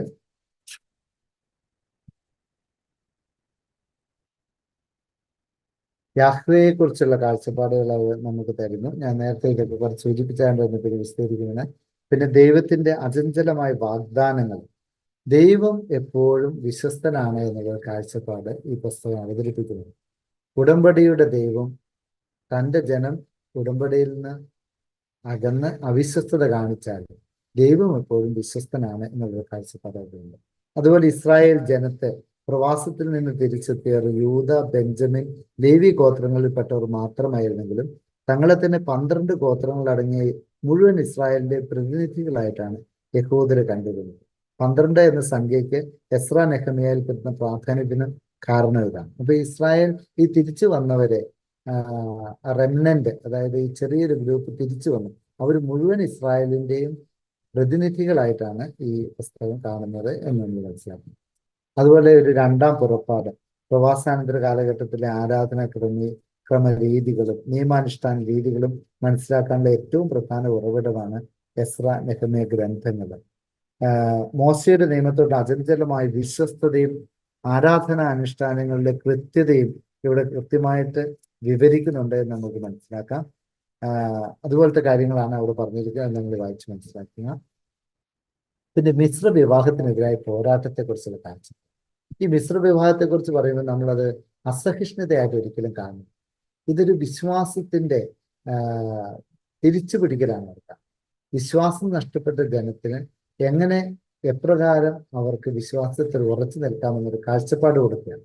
ഇസ്രായേലിന്റെ വിശ്വാസത്തെ ഏറ്റവും പരമപ്രധാനമായിട്ട് കാണുന്നത് കൊണ്ട് ഈ വിശ്വാസത്തിന് കോട്ടം സംഭവിപ്പിക്കാൻ ഇടയുള്ള സർവ്വ കാര്യങ്ങളിൽ നിന്ന് അകന്നു നിൽക്കണമെന്ന് എസ്രാ, നെഹെമിയ ആവശ്യപ്പെടുകയാണ്. അതിൻ്റെ ഏറ്റവും പ്രധാനപ്പെട്ട ഒരു കാര്യമാണ് മറ്റ് വിജാതീയരായിട്ടുള്ള ആളുകൾ, അവിശ്വാസികളുമായിട്ടുള്ള വിവാഹ ബന്ധങ്ങൾ. ആ വിവാഹ ബന്ധങ്ങൾ മൂലം ഇവരുടെ വിശ്വാസത്തിന്റെ തനിമ നഷ്ടപ്പെടുന്നുവെന്ന് മനസ്സിലാക്കി കൊടുക്കാനാണ് അവിടെ പരിശ്രമിക്കുന്നത് എന്ന് തിരിച്ചറിയാം. വളരെ നല്ല വ്യക്തമായിട്ട് എഴുതപ്പെട്ട ഒരു ടെക്സ്റ്റ് ബുക്ക് ആയതുകൊണ്ട് നിങ്ങൾക്ക് തന്നെ ഇത് വായിച്ച് മനസ്സിലാക്കാവുന്നതേ ഉള്ളൂ. ഇത്രയും നേരം നിങ്ങൾ വളരെ ക്ഷമയോടെ കേട്ടിരുന്നതിന് എല്ലാവർക്കും ഹൃദ്യമായ നന്ദി അറിയിക്കുകയാണ്.